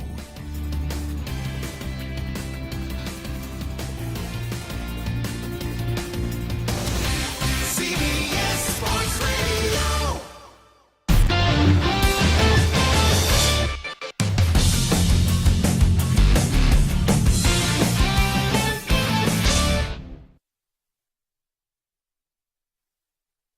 You're in a 5-minute break.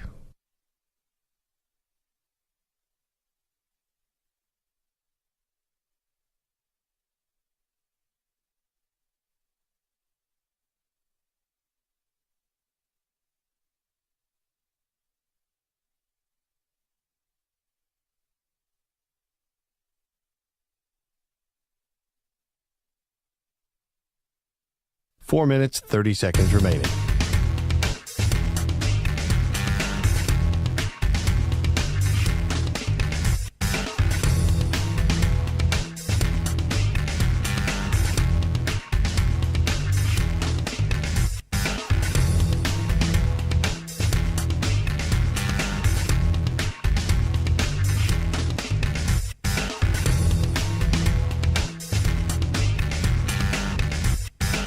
Four minutes remaining.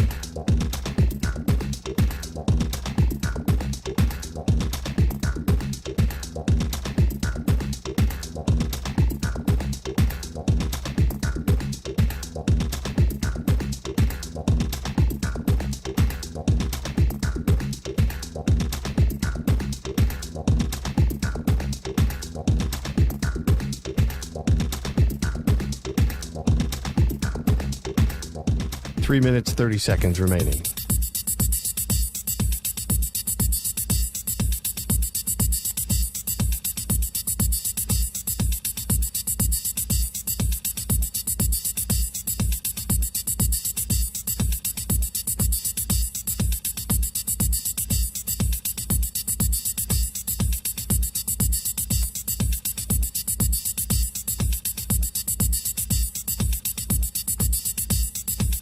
Three minutes remaining.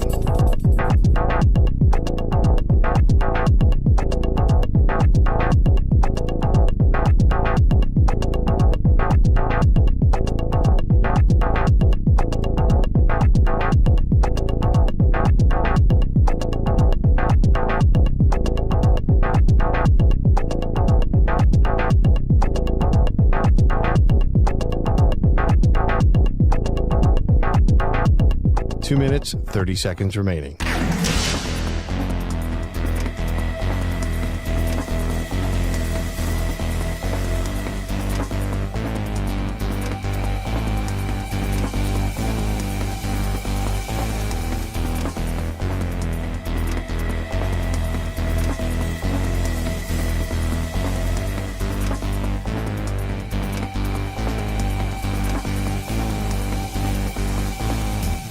2 minutes remaining.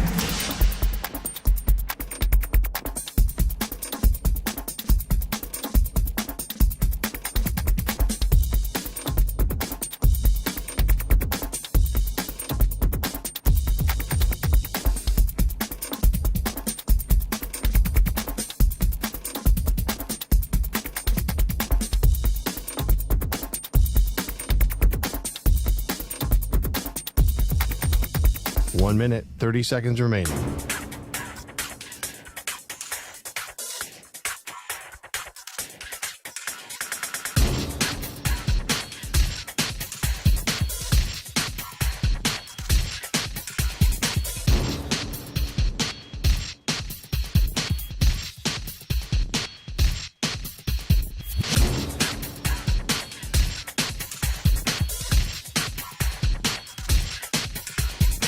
One minute remaining.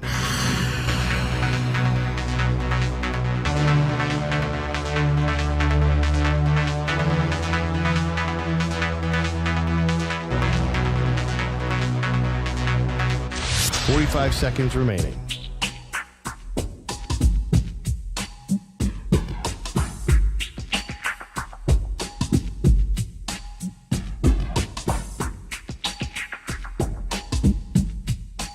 Seconds remaining.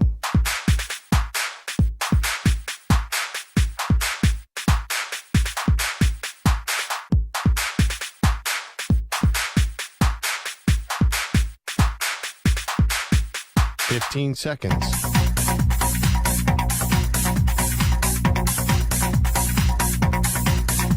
Break ends in 5 seconds.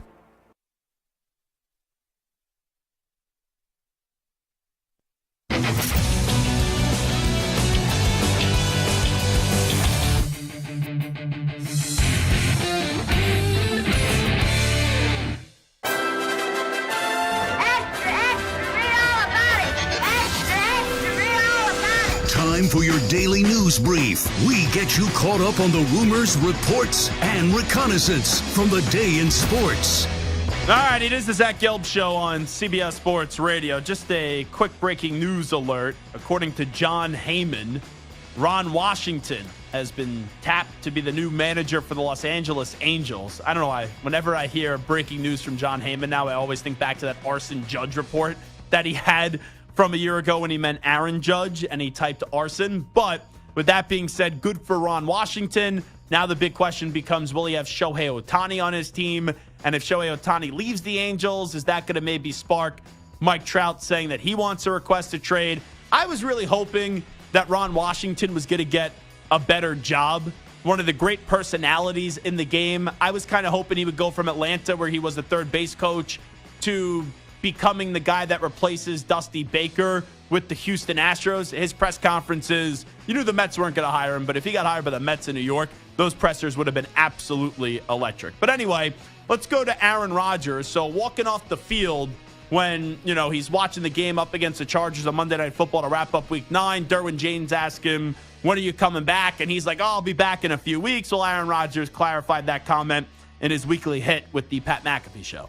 I didn't realize that was going to get caught there. I mean, obviously that was said with a little tongue-in-cheek there. It'd be nice to be able to be back in a couple weeks. That's probably not anywhere near a realistic timeline, but obviously it's going to be more than a couple weeks. So a couple's 2, a few's 3. Yep. A Rushmore is 4. It's going to be a few fortnights. It'll be a few fortnights. That's the other thing. I think we need to use logic here. It is admirable, and it is crazy how much Rodgers is already doing when he got that surgery during week 2. But when he said a couple weeks, that's like, oh, he'll be back in 3 weeks. Now, there's sometimes I say, oh, something happened a couple weeks ago, and like Stu or Samter gets in my ear and they go, that was actually like 3 months ago, dude. Not a couple weeks. So things like that happen. And sure, I guess he could say he doesn't know that there's cameras that are going to pick up that conversation. But when you're Aaron Rodgers, you got to assume, especially when the Jets offense was that terrible, that cameras are going to be following you anywhere. But if he somehow returned in a couple weeks, and let's say that's 4 weeks and that's December 3rd against Atlanta, that just wouldn't make any sense with the way that the body heals from this Achilles injury. He suffered the injury on September 11th. If there's any chance that Rodgers comes back it's like what, the final 2 weeks of the season or the playoffs? And even then, I think it would be early. And the Jets aren't going to be in the playoffs either way, so it's kind of a dumb, mute conversation regardless. Here is Mike Vrabel, and one more thing on the Rodgers thing.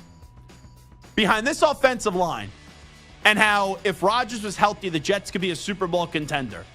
Knowing that there's going to be a lot of rust to knock off, there makes zero sense to play Rodgers this year. Behind that offensive line, you're going to get him re-injured and then killed already for next year. Let's go to Mike Vrabel and why he made the decision to start Will Levis for the rest of the year. There's clearly something there. We want to be able to continue to work with him and progress and develop and win, and that's how you get better. You only get better by going out there and playing, especially at that position. Oh, they're 3-5. So this team is going nowhere. Their window has closed, and now you have to try to find a way to open back up that window. It's not going to be with Ryan Tannehill. And Will Levis showed some really good signs in his first 2 games against Atlanta and Pittsburgh. He's a second-round pick, so you don't have to stick it with him through the rest of the contract. But you want to know at the end of the year if you have something. And through the first 2 games, you can't say you don't have something with Will Levis, who at one point was projected to be a top 5 draft pick. So good for Will Levis. It's the right move for Tennessee. And really, I guess you could say the death of this run for Tennessee was when they re-signed Ryan Tannehill to that 4-year deal. Because if you remember, that was when Brady was a free agent. I know they signed the deal before free agency did open.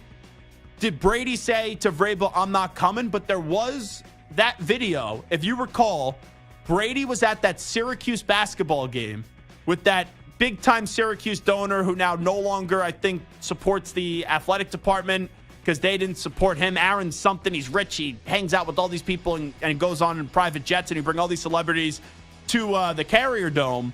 And you had Brady sitting courtside with Julian Edelman with the whole world watching, FaceTiming Mike Vrabel. So why couldn't you get Brady?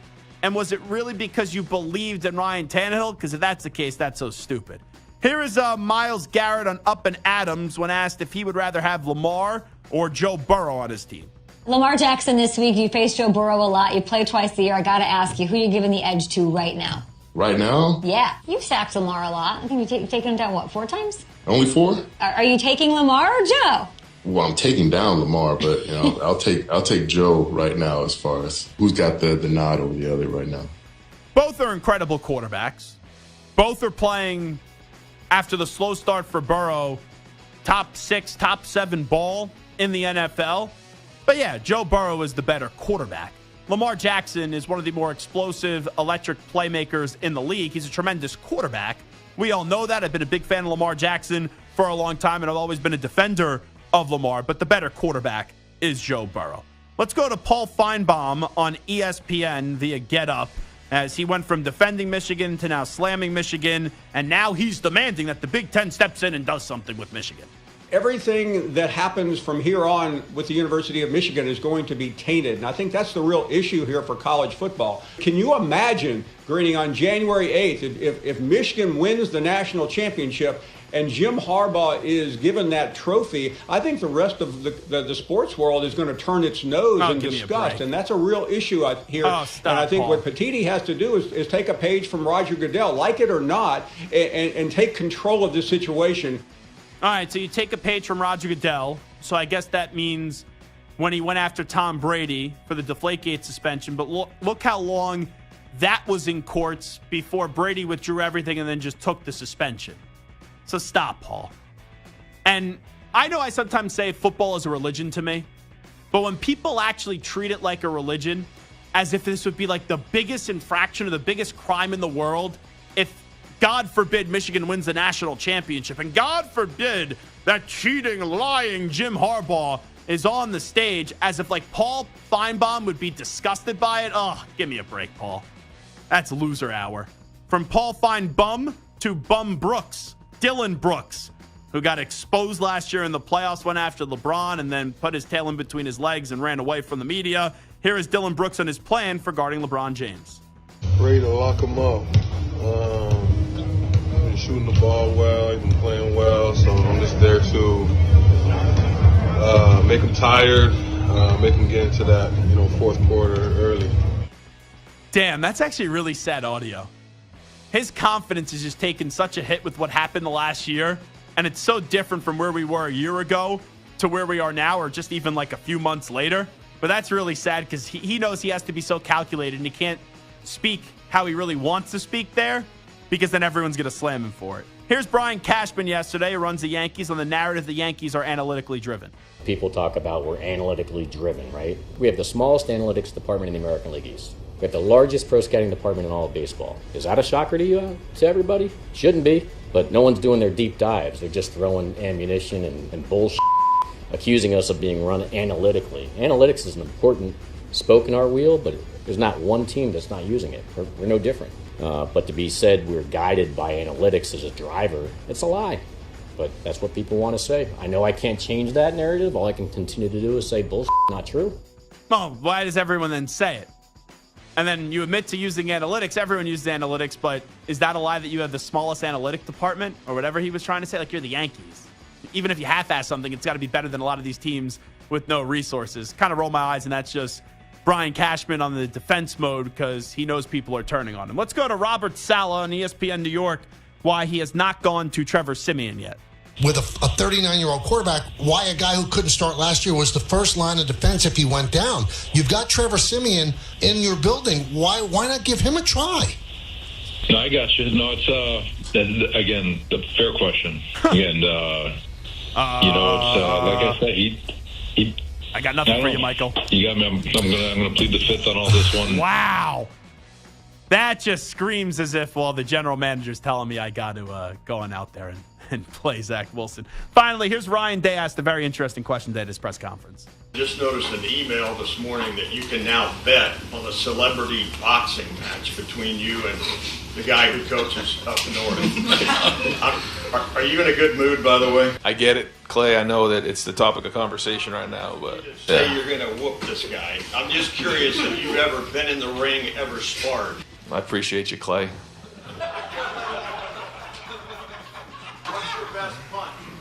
I'm not going to say anything. Harbaugh, Ryan Day in a fight. Real quickly, who wins? Stu, go. Harbaugh. Samter. Crushes him.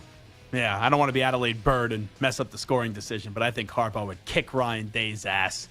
Crying Ryan against Big Jim coming up in a boxing ring. Now, that would be fun. Tony Petiti, you should commission that. Let's get a little charity boxing event. I'll donate some money. What a question that was. Coming on back, Zach Gelb Show, CBS Sports Radio.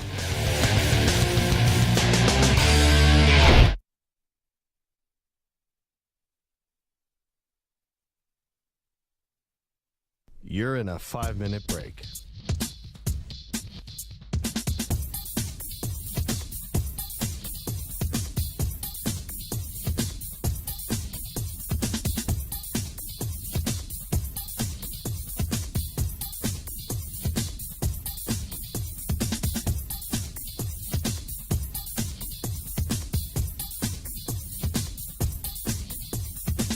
Four minutes, 30 seconds remaining.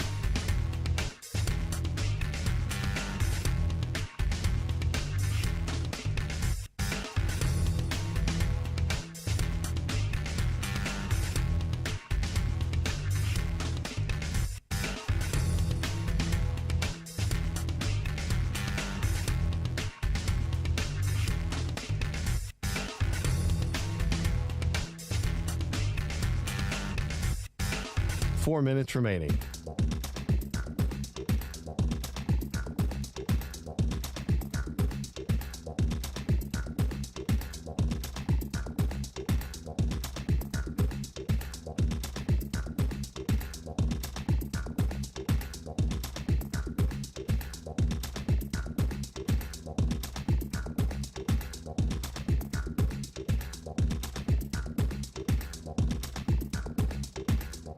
Three minutes, 30 seconds remaining.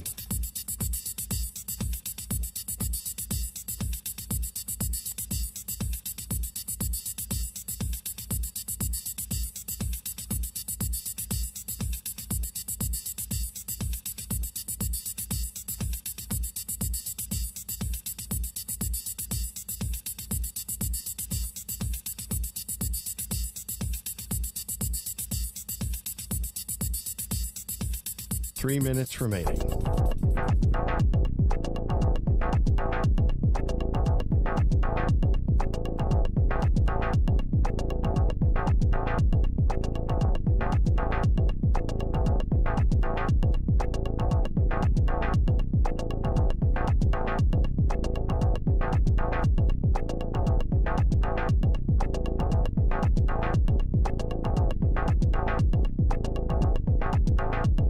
2 minutes, 30 seconds remaining.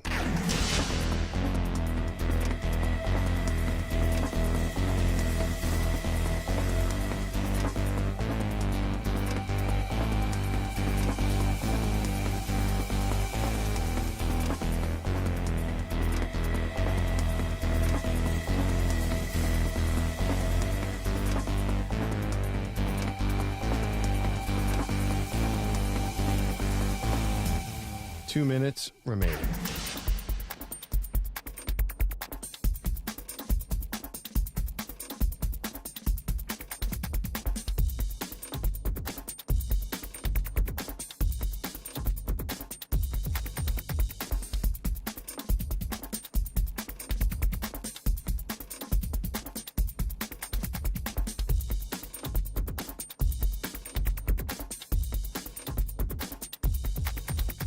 One minute, 30 seconds remaining.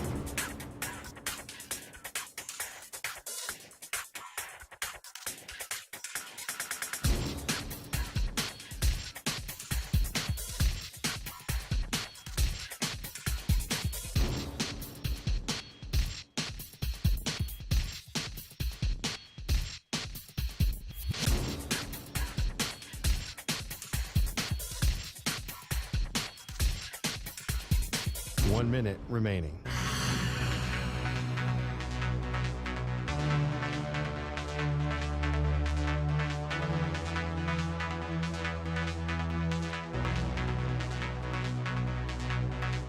Forty-five seconds remaining.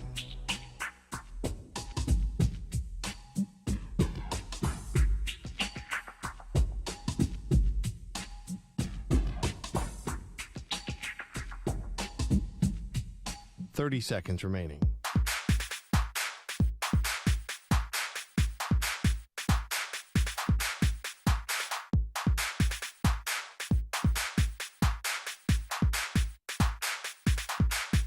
Fifteen seconds.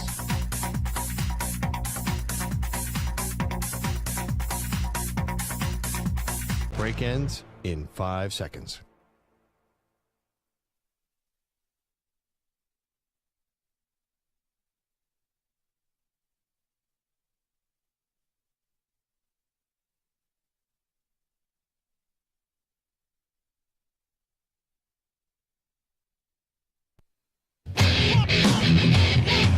He's live. He's nationwide on CBS Sports Radio. This is the Zach Gelb Show.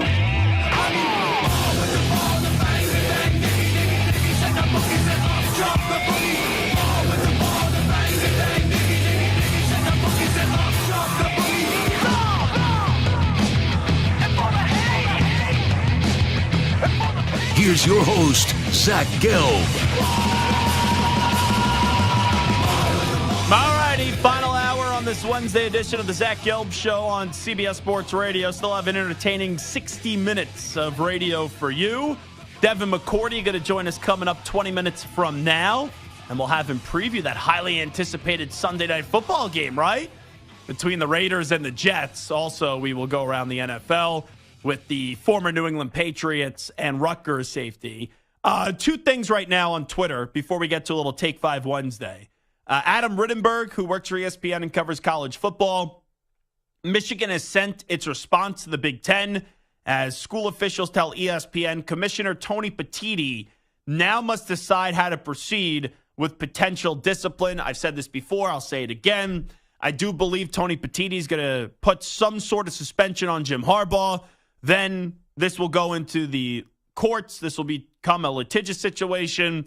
Jim Harbaugh will be granted an injunction, a stay, whatever you want to call it. I'm not a legal expert.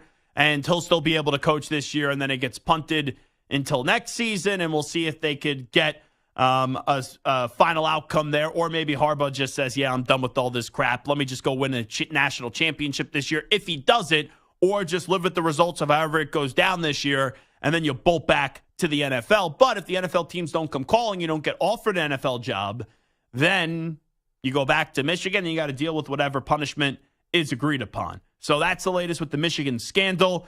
And then Ron Washington has been hired as the Los Angeles Angels manager. Jeff Passan, I didn't originally see this tweet because Jeff Passan blocked me on Twitter.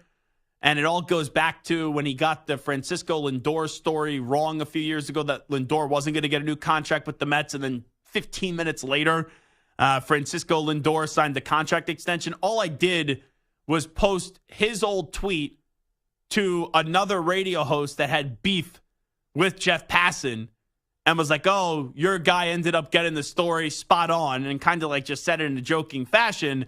And then there was this big baseball news, I forget what it was, like weeks later, and everyone's like, oh, did you see the Jeff Passan tweet? I'm like, no, I didn't. And I followed Jeff. And then I went to Jeff's page and it was like, you got blocked. So Jeff Passan is like the most ultimate sensitive person out there, but you have the power to block whoever you want on Twitter. But Jeff Passan had a little typo, which I did not see on Jeff Passan's Twitter page because I got blocked, but Awful Announcing, who does a great job, they tweeted out that they saw the original tweet. Now, here's my question. With the thin skin that Jeff Passan has, does he now block Awful Announcing, who does a really good job in the media world? But Jeff Passan wrote, the Los Angeles Angels are hiring Ron Washington as their new manager, sources tell ESPN. Washington, the former manager of the Texas Rangers and beloved longtime coach now with Atlanta, gets another S word. I can't say what he did, and it's with the Angels. Jon Heyman was on it. That's the other thing. So, like, Jon Heyman breaks this story, and Jeff Passan tries to take credit for it with, oh, the Los Angeles Angels are hiring Ron Washington as their new manager, sources tell ESPN. That's not your story. You even admit at the end, oh, Jon Heyman was on it. So that's kind of lame by Jeff Passan, and it's kind of karma that you spelled a word that you didn't want to write, like something you would do when you'd be going to the bathroom, if you catch my drift. But the actual word that he was looking for was another shot with the Angels, not what he actually put out there. So I enjoy Jeff Passan messing something up. And there's an edit button now. So he fixes it, thinks, oh, no one's going to see it, but everyone sees something when you put out something that is as funny as that. And in the large scheme of things, it's not the end of the world. I think you should have left it up. I think it would have made better, especially if Ron Washington goes on to win a championship with the Los Angeles Angels or has great success. It's going to be funny that now we're always going to remember that tweet when he got hired. All righty, let's get to a little Take 5 Wednesday right here on the Zach Gelb Show on CBS Sports Radio. My top 5 teams in the NFL and college football right now. As the dust settles from last week's games, it's time to look at which teams are rising and which are falling. And there's an interception. Zach ranks his top 5 NFL and college football teams on this week's edition of Take 5, only on the Zach Gelb Show. All right, I believe in a system of checks and balances. So, Sam, I'll ask you a quick question right out of the gate. You want me to go with NFL or you want me to go with college football first? You know, we've done a lot of college football today with the college football playoffs. Let's start with the NFL. Okay. We start with the NFL. By the way, Devin McCourty going to join us 15 minutes from now to chat some NFL. In at number 5, welcome back to the top 5. Haven't been there for a while. The Cincinnati Bengals. The Bengals are now rolling. The Bengals are back. The Bengals look like they are a Super Bowl contender. And in back-to-back weeks, you have 2 huge, enormous victories against the San Francisco 49ers and the Buffalo Bills. And there was never a moment in either of those games where I thought to myself, oh, yeah, the Bengals aren't going to win. That defense is kick-ass with Lou Anarumo. Jamar Chase isn't even 100% on the offensive side of the ball. Now Joe Burrow is 100%. The Bengals are back in the top 5, and they'll continue to rise up this list. In at number 4, they got to beat the Chargers. I've been impressed with this team. I would like to see them beat a better quality opponent. But if they lose to the Chargers this week, it's like, okay, do you just have a good team and not a great team? But I love the way their defense is playing with Aiden Hutchinson and Alex Anzalone. Offensively, Jared Goff has turned to be the guy in Detroit. Amon-Ra St. Brown's very good, and they survived some injuries the last few weeks as well, especially in the running back position with Montgomery being in and out of the lineup. But the Detroit Lions love their coach, Dan Campbell. They're in at number 4. Number 3. I dropped them down a little bit. It's the Kansas City Chiefs.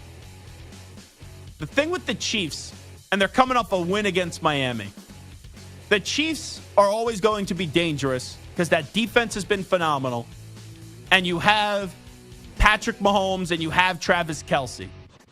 But that offense still hasn't clicked yet on all cylinders. It only had 14 points scored up against the Miami Dolphins because they had that one defensive touchdown. You had all your touchdowns, the 2 of them in the first half. You did nothing in the second half.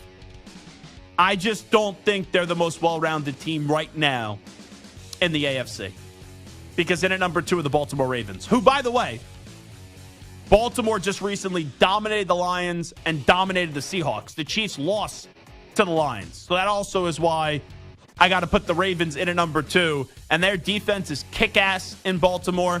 Lamar Jackson, he is the definition this year of what an MVP looks like. Where even when it doesn't need to be a Lamar Jackson game, you still know he's your most intimidating player on the offensive side of the ball. They did a great job running the football last week. Offensively, it's not as if they have the best weapons in the world. Mark Andrews, a great tight end. But wide receiver, Zay Flowers, a good young wide receiver. Odell Beckham Jr. finally got in the end zone. It was via Tyler Huntley. But he's not a great wide receiver anymore. The Ravens right now have the look of a super team as long as number 8 is healthy. And in at number 1, fly, Eagles, fly, right into your bye week on the road to victory. The Eagles are 8-1, and we had James Bradbury on yesterday from the 8-1 Philadelphia Eagles. And I'm like, James, there's people that are saying you guys are not that good and you're 8-1. And I still don't think the Eagles have played their best brands of football, but they're still, once again, 8-1. So if they could get even better, it ain't good news for the NFL. So my top 5 teams right now: Bengals 5, Lions 4, Chiefs 3, Ravens 2, and the Philadelphia Eagles in at number 1. Michael Samter, speak now or forever hold your peace.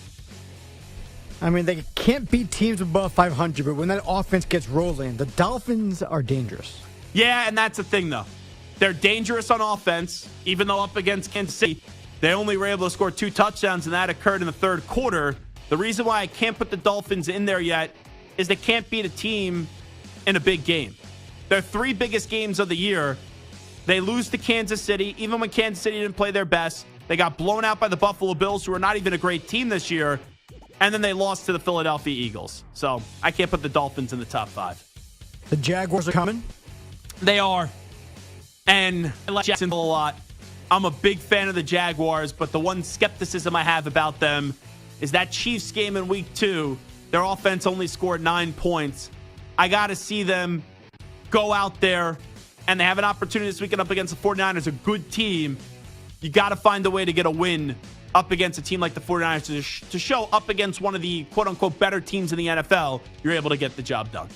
And then this team, I think, they're struggling right now, but when they get things back together and they get Debo back, I still think the 49ers are as good as anybody else in the NFL. And you have the 49ers and Jaguars this weekend, so that's going to be a fun game. You're not wrong in saying that. And Debo coming back this week is big, but they've lost 3 in a row. And there's now questions about Brock Purdy, and let's see where that health is for the rest of the offense moving forward. And you just got Chase Young, too. They are as talented as almost any other team in the NFL, but when you lose 3 games in a row, I got to take you out of the top 5. But that's a fun one this weekend. 49ers and Jaguars. That game's in Duval at 1 p.m. Eastern, so we'll see if the flight time difference when you travel makes any of a difference for the 49ers in that one. All righty, that's the NFL. Now let's go to college football, and we will do so quickly with Devin McCourty joining us in about 10 minutes right here on the show. In at number 5, got USC this weekend. Only have 1 loss. It's to the team that the College Football Playoff Committee put in at number 5, Washington. Oregon is as good as well-rounded as any team in the country right now. And you just got to see if you could survive the rest of the Pac-12 and get back to that Pac-12 championship game with hopefully a rematch against Washington. Because you stumbled once when you missed that kick at the end of the game. You can't afford a second loss if you want to go to the college football playoff. So I love what Dan Lanning's doing. Bo Nix is sensational. Oregon in at number 5. Number 4, I'm a big fan of this Florida State team. I take a look at Florida State. Jordan Travis is tough as nails, and Mike Norvell is a good coach. And as I just said to our caller Mike a few segments ago, I'm very happy that Florida State had patience with Mike Norvell, because the last 2 years he shows how good of a coach he could be. I know Florida State didn't have their best game of the year up against Pitt, but it's like they know what they need to do. They just need to survive in advance and win their next 3 games, win the ACC championship game. They'll be undefeated. They'll go to the college football playoff. Good one this weekend up against Miami. Number 3, it is Washington. Washington beat USC the 2 weeks prior. Every team has some sloppy performances, but as long as you win, that's all that matters. Michael Penix Jr. right now looks like he's the Heisman Trophy winner, and we'll see what transpires the next 3 weeks. But Washington with Kalen DeBoer is in at number 3. Number 2, it's Michigan. When I talk about well-rounded teams, and I mention Oregon, and I say they're one of the most well-rounded teams in the country, Michigan may be the most well-rounded team in the country. With that defense and then on offense, you have a really good offensive line, even though there's been some problems recently with the tackles. And you got J.J. McCourty, who I think is going to play his best ball in the final month of the season. You saw him elevate his game last year up against the Ohio State. Blake Corum, Donovan Edwards, lethal 1-2 punch. And Roman Wilson is one of the more underappreciated wide receivers in the country. He's a touchdown machine. Colston Loveland is phenomenal as well. And I do believe Jim Harbaugh will be on the sidelines because Harbaugh will get suspended, but he'll get the injunction, and he's not going to miss any games this year. And then finally, in at number 1, good win for Georgia up against Missouri. Kind of like Michigan, now their season starts when you increase the competition. But until someone takes down Georgia, I got to say they're the team to beat in college football. So my top 5 teams in college football: Oregon in at number 5, Florida State in at number 4, Washington 3, Michigan 2, and Georgia 1. Moist Mike, speak now or forever hold your peace. I'll forever hold my peace. So you're leaving out 2 one-loss teams.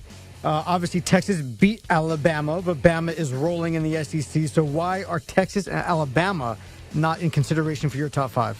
So Bama is a team that lost to Texas. So let's start there. If Texas isn't in the top 5, I can't put Alabama in the top 5. With that being said, I'm now buying more stock in Alabama, especially after that second half performance against LSU. And that defense for Alabama is lethal. And Jalen Milroe has been great on the ground, and he's figuring it out right now. And he's really improved the last few weeks. That performance 2 weeks ago against Tennessee, or 3 weeks ago against Tennessee, because they had a bye sandwich in between, was awesome. And then he was just a force on the offensive side of the ball. But for Alabama, even though I'm buying stock in them right now, I'm not going to say they're a top 5 team until they get to the SEC championship game and beat Georgia. So I have to hold them off for a little bit. And as for Texas, Malik Murphy has been fine, but really ever since that loss to Oklahoma, and now that is not even aged worse when you just lose with the way that Oklahoma's performed recently, they just haven't popped. Like, they barely beat Houston. They needed overtime against a solid Kansas State team that won the conference last year. All right, you beat BYU pretty good, 35-6. Texas just looks like it's kind of been a little bit sloppy ever since that loss to Oklahoma. Now, they still have everything right in front of them to go win the Big 12, and we'll see when Quinn Ewers comes back. But Bama and Texas, I just can't put them in the top 5 right now. Anyone else? There's one glaring team that you're missing. The number 1 team in the nation doesn't even make your top 5, the Los Ohio State Buckeyes. So let's do this real quickly, Stu. I want to play Boo Corrigan again from ESPN last night. This is why the committee put Ohio State over Georgia for the number 1 spot. I think the key in the question, Reese, is they're not mutually exclusive. It's not one or the other. You know, as we look through it, and you can tell by our rankings right now with Ohio State and the big wins they've had, including last week over, a top 20 defensive team in Rutgers. Come Georgia on. and the way they've played their games, big win over Missouri, the other wins that they've had this year. That answer shows why they shouldn't be one. Oh, yeah, their great performance up against Rutgers. Rutgers is a tough team. Rutgers having a good season. But let's not act as if they're this great football team and people are shaking in their boots when they go up against Rutgers. I just don't believe in Ohio State. I love their defense. I love Marvin Harrison Jr., but the rest of the team, I have big questions about. I don't trust Ryan Day in a big spot. And then also, with the quarterback, Kyle McCourt, I don't think he's all that good. Or not all that good right now. Maybe he turns into be a good quarterback. But in their 2 biggest games of the season, I thought Notre Dame should have beat them. And against Penn State, I was impressed with their defense, but their offense showed major flaws. I just simply think Oregon, Florida State, Washington, Michigan, and Georgia are better teams that they had to go up against Ohio State. All right, that's take 5 on another Wednesday right here on the Zach Gelb Show on CBS Sports Radio. 5 Oregon, 4 Florida State, 3 Washington, 2 Michigan, 1 Georgia. And then in the NFL, Bengals 5, Lions 4, Chiefs 3, Ravens 2, and the Eagles sitting in at that number 1 spot. What's the future of Bill Belichick looking like in New England? We'll also wrap around the rest of the NFL with Devin McCourty, who's a former world champion, multiple Super Bowls, won them with the Patriots, played at Rutgers, and now is doing a kick-ass job with Sunday Night Football on NBC. Yeah, Devin McCourty joins us next.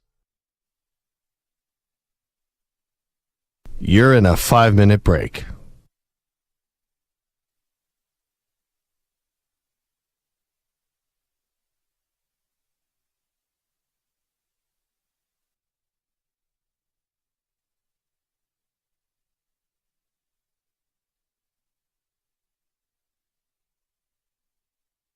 Four minutes, 30 seconds remaining.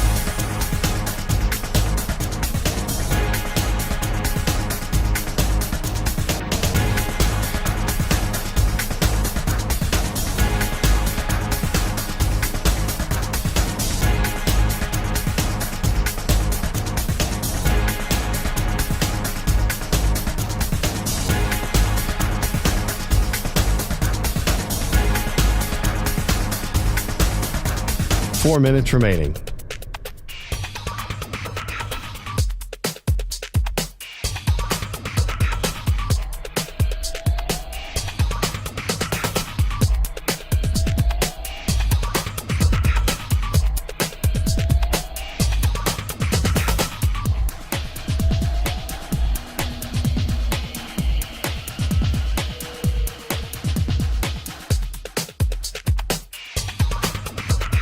Three minutes, 30 seconds remaining.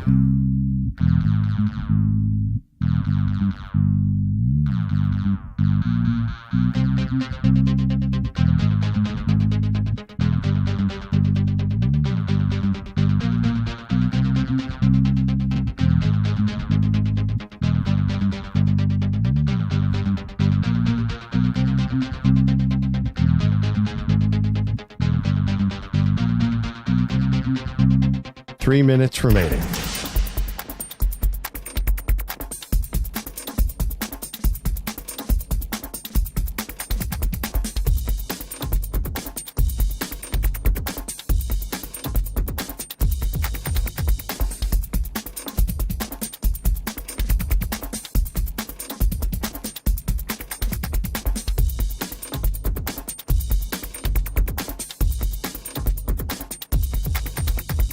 Two minutes, 30 seconds remaining.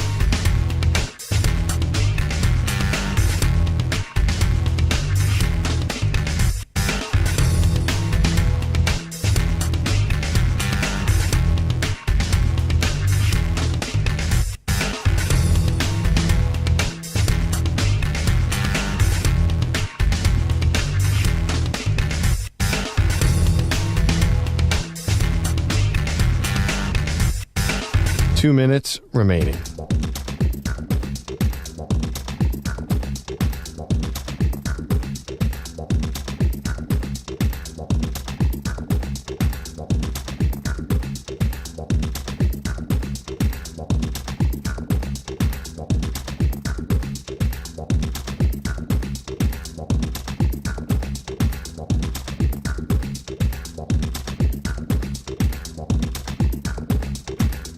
One minute, 30 seconds remaining.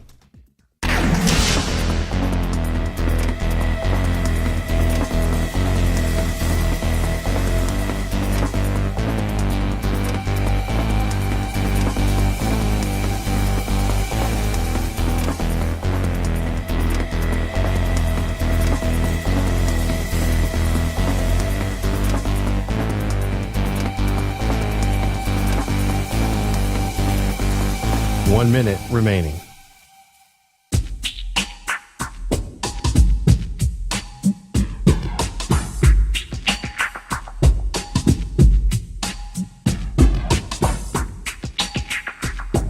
Forty-five seconds remaining.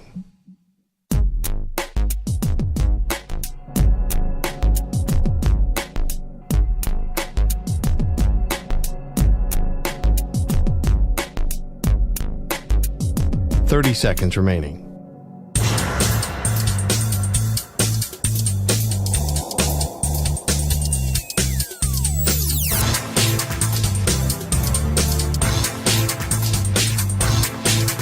Fifteen seconds.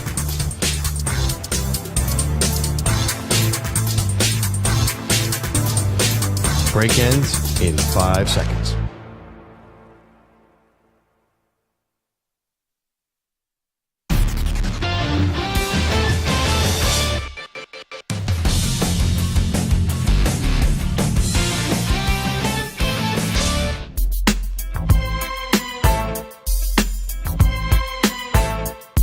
Now back to the Zach Gelb Show. All righty, we continue. This is Zach Gelb Show, coast to coast on CBS Sports Radio. Let's go out to the guest line right now, and it's bizarre to call this guy a former NFL safety, but he was drafted out of Rutgers. First round, 27th pick overall by the New England Patriots. Played his entire career with the Pats and won 3 Super Bowls. And now he's fresh off the football field, right to the Sunday Night Football desk. And he does a great job for NBC, and that is our pal, Devin McCourty. D-Mac, always appreciate the time. Thanks for it. How you been? What's up, Zach, man? Good to see you. And we're not at a Super Bowl. We usually see each other always at the Super Bowl at Radio Row. Yeah, no doubt about that. So I appreciate you jumping on board. You've been good on TV. We knew last year as your adorable kids now in the background. That's great. So we see the entire McCourty family. I know last year you tried out some TV work with CBS during your bye week. How have you been enjoying the NBC experience so far? Man, it's been awesome just to be able to be around the game, but also, not having my body go through the torture and the hard times of that. I've just, okay, go get break. And then, I think, with NBC allowing me to even do player interviews, so sitting down with Jamar Chase and obviously Matthew Judon, who I got to, play with, and then Jason Kelsey has been a whole nother, experience, and that's been fun. So I've enjoyed every minute of them calling games for Westwood One Radio. So that has been probably, one of the neater things to be on the field on game day, talking to guys on the sideline, and then still getting that kind of rush, calling the game and being involved in the game. So I've enjoyed that as well. Like, it's important to get that football fix, like you're saying, so you're not detached from the game, but it's still tough first you're out where you kind of wake up and you go, oh, it's game day. How much do you still miss it? And do you wake up some days and go, man, I wish I was still playing? I have not woken up not one day and said I wish I was still playing. Really?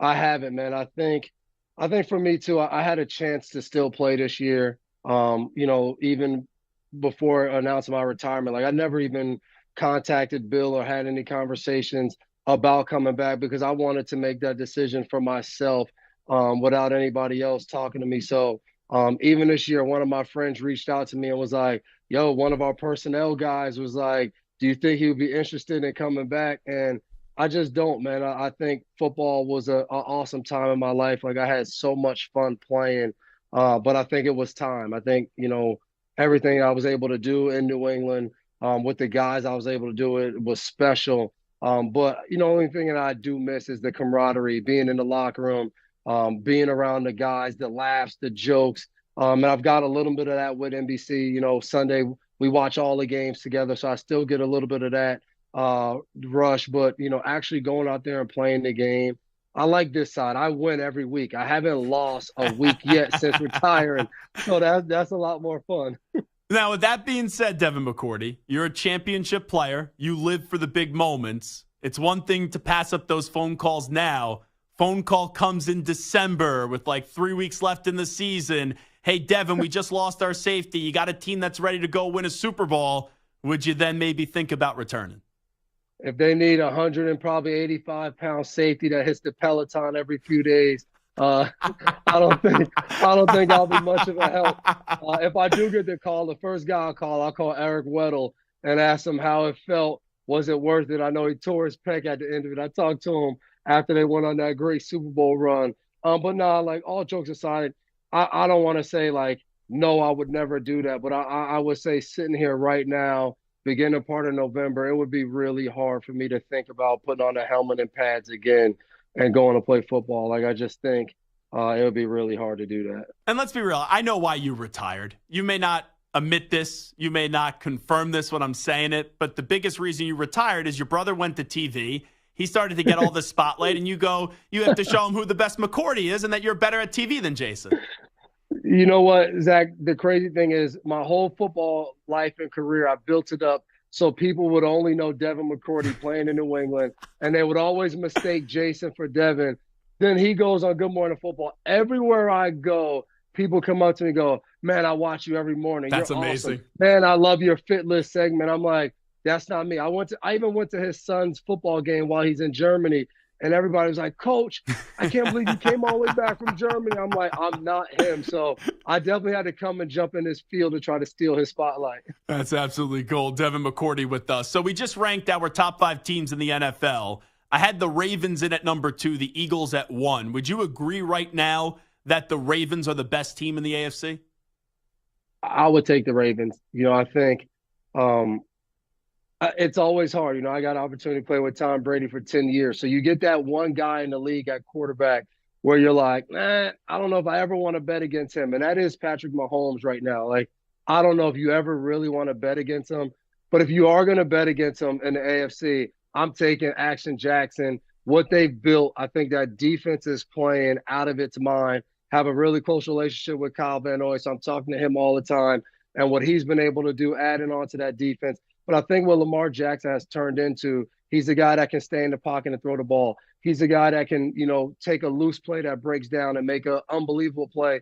And they're still running him on those QB design run plays. Not all the time, but enough to make the defense have to plan for it. And that puts so much pressure on you. I think they're the team to beat. But one of their biggest issues is the AFC North still has Cleveland, Pittsburgh, and probably the hottest team right now is Cincinnati. So I think that'll muddy the waters a little bit, whereas the AFC West with Kansas City, they should probably be able to run through what's left of the AFC West, depending on if the Chargers can get it rolling. Yeah, and regardless of what the records indicate right now, I think those are the 3 best teams in the AFC, the Ravens, the Chiefs, and then the Cincinnati Bengals. As a defender, out of those 3 quarterbacks, is it still Mahomes that would keep you up the latest at night in terms of preparation when you look at 3 great ones in Mahomes, Burrow, and then Lamar Jackson?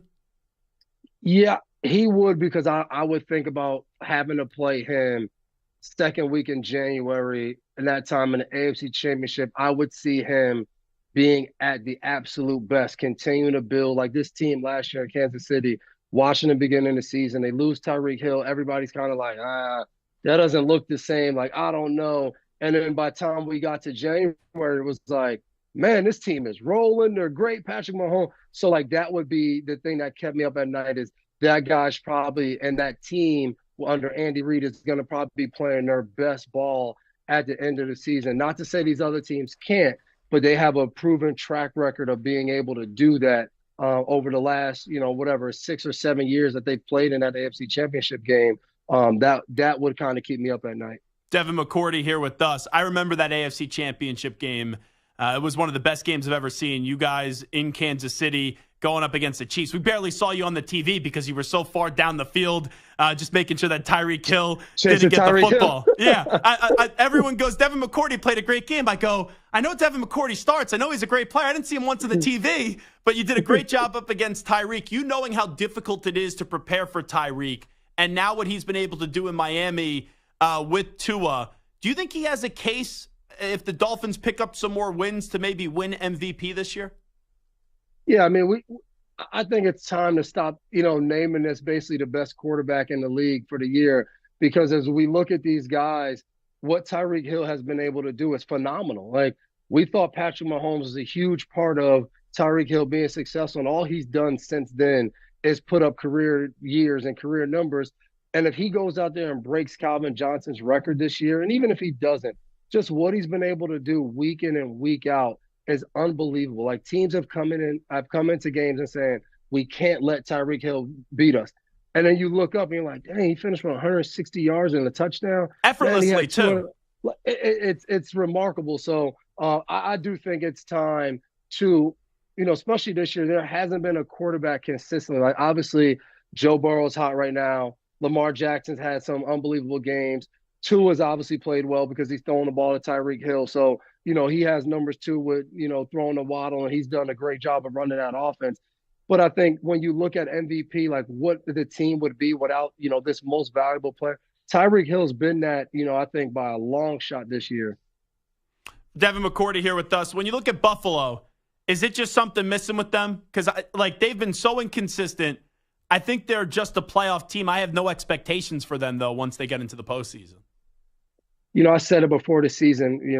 We were, I think in the preseason, we had the Hall of Fame game, and we were talking AFC teams. And I picked Buffalo to have, a fall off. I didn't predict this because I think one of the reasons why it hasn't been is the injuries on defense. Yes, Josh Allen and Stephon Diggs, this offense has been very productive, but that defense has been so consistent. It's led the charge. Okay, go over there for a second. But this is the live parenting. I love it. Yeah, right. And the boys are so wild. You'll be going back to the NFL. The moment a team calls, you're right off to the NFL for a Super Bowl run. Exactly. But that defense, I think the injuries have hurt them. I would love to see them run Josh Allen more. Not like to the way he would get hurt, but like just to make the defense come in and say, hey, we have to plan for Josh Allen running the ball. All right, I got to ask you about the Patriots before we let you run. There was a report by Ben Volen that if Belichick comes home from Germany going up against the Colts this week with a 2-8 record, he thinks there's a chance that the Crafts could make the move in the bye week and install Gerard Mayo as the interim coach for the final 7 games. How do you react to that about Ben Volen potentially thinking Belichick could be canned after this week? I don't see it. I think for what he's done and what that team is, I don't see the coaching change being what gets this team over the hump. Like Bill's not the issue. I think in this league, and we consistently now, because of the record and how they've been playing, there's a new report every week, right? Of it'll be midseason, it'll be after the season, it'll be this, it's that. It's a contract extension. So when you're not winning, that's going to continue to happen. So what happens next year? I don't see them firing him, but I can't sit here and say that's definitely not going to happen. Like in this league, crazy things happen all the time. But I find it very hard to believe that what Coach Belichick has been able to do time and time again, that you would say, hey, at the bye week, kind of midway through the year, we're deciding to walk away from a coach who's coached us over the 20-plus seasons, all the Super Bowls. I think that would be very hard to envision. We know how important Brady was, obviously, to the Patriot way. With him not being there, though, the team has regressed in a big way. Is it just as simple as Tom is no longer there, or is there more there as why the Patriots have fallen off? Well, again, this is I know everybody doesn't agree with me in New England because I've said this a lot. I think one of the biggest problems for the Patriots is how good of a coach Bill is. Like if we look at 2012, I think it was, Peyton Manning had the neck injury, and he might have played a game or didn't play any games for the Indianapolis Colts. They won 2 games that year, I think, 2 or 3 games. They ended up with the first pick in the draft and drafted Andrew Luck. Since Tom has left, New England has won 7 games, then 10 games, and then 8 games, and then now this season. If they would have just been bad one of those years, they might have had a chance to draft somebody to take over this team, not just from a quarterback standpoint, but they would have been drafting in the top rounds of the draft every year since then, whether it was 1 year or 2 years where they weren't. Like, that's what we've normally seen for teams that have lost a great quarterback. They've been bad, and then they've built that way. But this Patriot team hasn't done that. They haven't, they didn't get the quarterback like, Green Bay did. They didn't draft an Aaron Rodgers to follow Brett Favre. So they didn't get a guy to learn and watch for a while. So I think that makes things harder. But it was hard to do that with Brady, right? At one point, you draft Jimmy, you drafted, rest in peace, Ryan Mallett. You have these guys, but each time you kind of thought Brady was at the end, he went and extended his career another 5 years and won another 2 or 3 Super Bowls. So I think one of the best things that could happen for this team possibly is this year not winning, getting a top pick, and now not just getting, a good player somewhere in the first round, but getting one of those blue chip players who I think the last time they drafted in the top 10 was Gerard Mayo, who's now being rumored to take over as a head coach. So I think that will be a big help for this team. But people don't give credit. I think Bill's greatness is one of the biggest reasons why this team hasn't been able to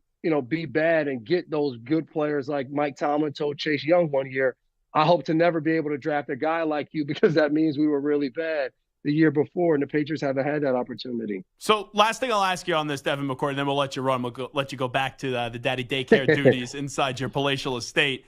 So, they're going to a top 5 draft pick this year. This team should be as bad as possible. Like you were just saying, I've been all on board, tank. If Robert at the end of the year does say, okay, we just need a change, it's time to move on after 24 years, I'm assuming you'd be disappointed if they move on from Belichick after the season? Yeah, I mean, one thing I always try not to do is say and act like I know what it's like to be an owner. I would be disappointed because I don't want to see that end to that come like that. I was disappointed that Tom left and went to Tampa, partly because I was still on the Patriots. I wanted, if he's going to win another Super Bowl, I would win it with me. But also because of like how awesome it was to watch that. You would want everything to kind of, I think we all have this like picture perfect thing of like, let it all end with Bill walking away and never coaching again. But I just think like if they do walk away from him, he is going to coach. Like if he wants to coach, he's going to coach, and someone's going to take him. And I think he still is a good coach and will go win games. And I would hate to see him coaching for another team, winning football games. But I can't say that like I'm like, oh my goodness, this and that. Like I've just been in around this league now for 14 years. You've seen crazy things happen. I mean, I sat down with Matt Patricia this year when I was in Philly, and we talked about him helping the team draft players, and in the next month putting in a whole game plan and being an offensive coordinator after being a defensive coach for the last like 15 or 20 years. So that was crazy. So I anticipate and expect crazy things to happen. But yes, it would be a little disappointing because I just don't want to see something I got to be a part of that was so great end that way. I know you guys for Sunday Night Football this week have the Jets and the Raiders. We got to spice this up a little bit this week. You smoking a cigar in the set before the game? Man, I text Brian Hoyer and said, I better not see your old butt down there in there coughing, trying to smoke a cigar. Your lungs aren't ready for that. You're just too old. But it was fun to see that Raiders team, come and get a win like that. But I will say I went back and watched the film. It's a little easier getting ready to go and playing against the Giants right now. That was the Giants stink. That was not a good team. So it'll be interesting to see what the Raiders look like following that, riding that emotional high and now playing against the Jets, who, I mean, obviously didn't look great on offense either last week. Devin, always great to catch up with you. Good luck. Thanks so much for doing this. Appreciate it.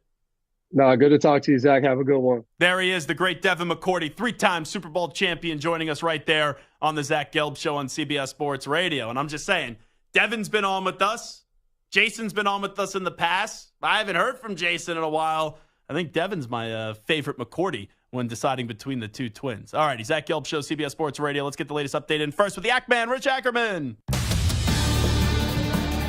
CBS Sports Radio. Sports Flag. Well, Tyson Bagent is once again the starter for the Bears with Justin Fields doubtful for tomorrow night. He has yet to be cleared for contact. The Panthers have ruled out linebacker Brian Burns due to a concussion. Jamar Chase did not practice today because of a sore back. T. Higgins was limited with a hamstring injury, and the Eagles' Nakobe Dean headed to injured reserve with a Lisfranc sprain. The NBA is back in session tonight after taking last night off for Election Day. There are 14 games on the schedule, starting with a rivalry renewed in Philadelphia. The Sixers will host the Celtics with both at 5-1. Boston is coming off its first loss of the young season, while the Sixers have won 5 straight after falling to Milwaukee on opening night. In the West, the last 2 champs meet. The Warriors are in Denver, which is 7-1 to open the season. Golden State is 6-2 despite an aging roster, but Steph Curry hasn't slowed down much at age 35, and 38-year-old Chris Paul leads the team in assists, and Dallas goes for its 3rd straight and 7th win of the season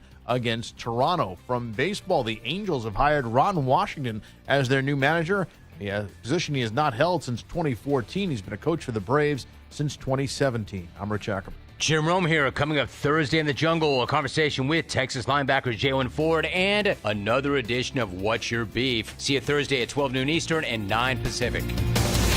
CBS Sports Radio.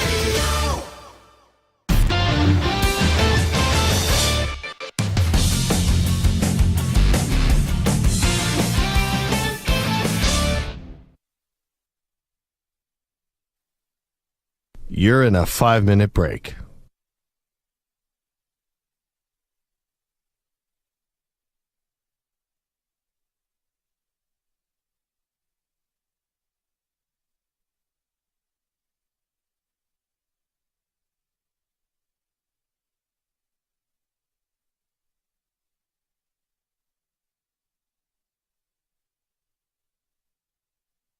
Four minutes, 30 seconds remaining.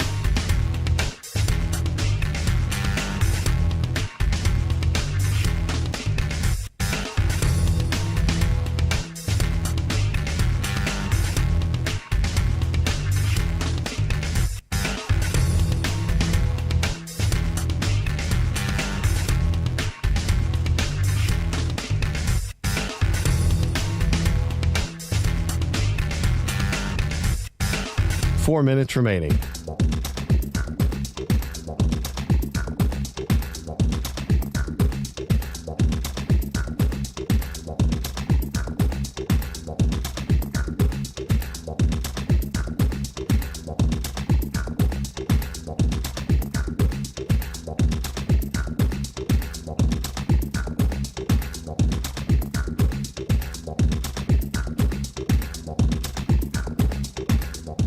Three minutes, 30 seconds remaining.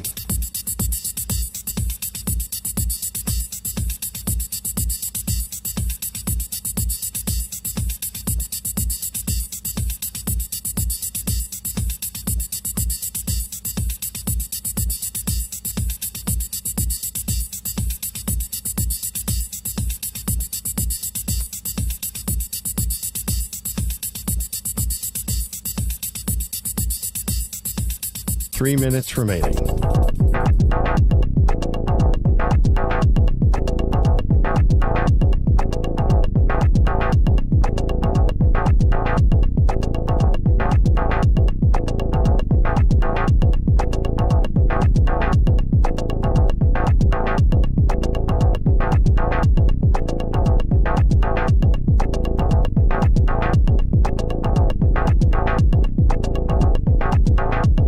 Two minutes, 30 seconds remaining.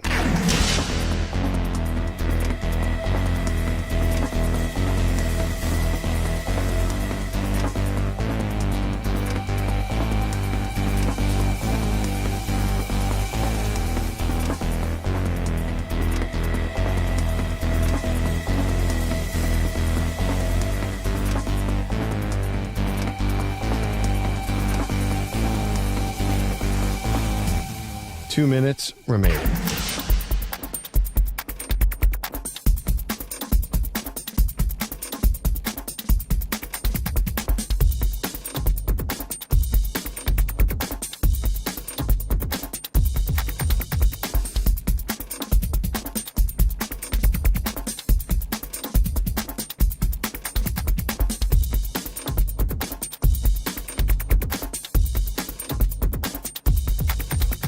One minute, 30 seconds remaining.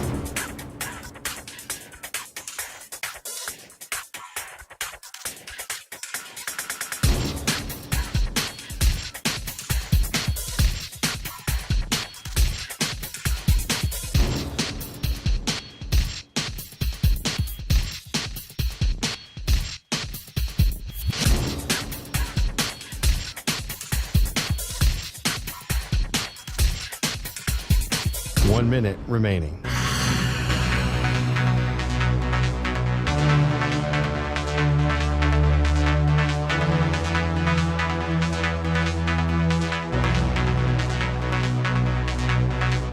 Forty-five seconds remaining.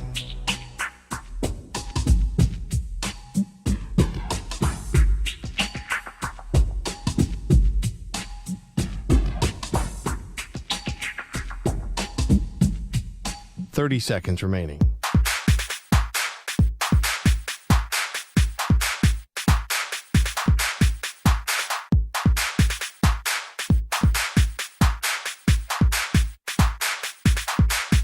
Fifteen seconds.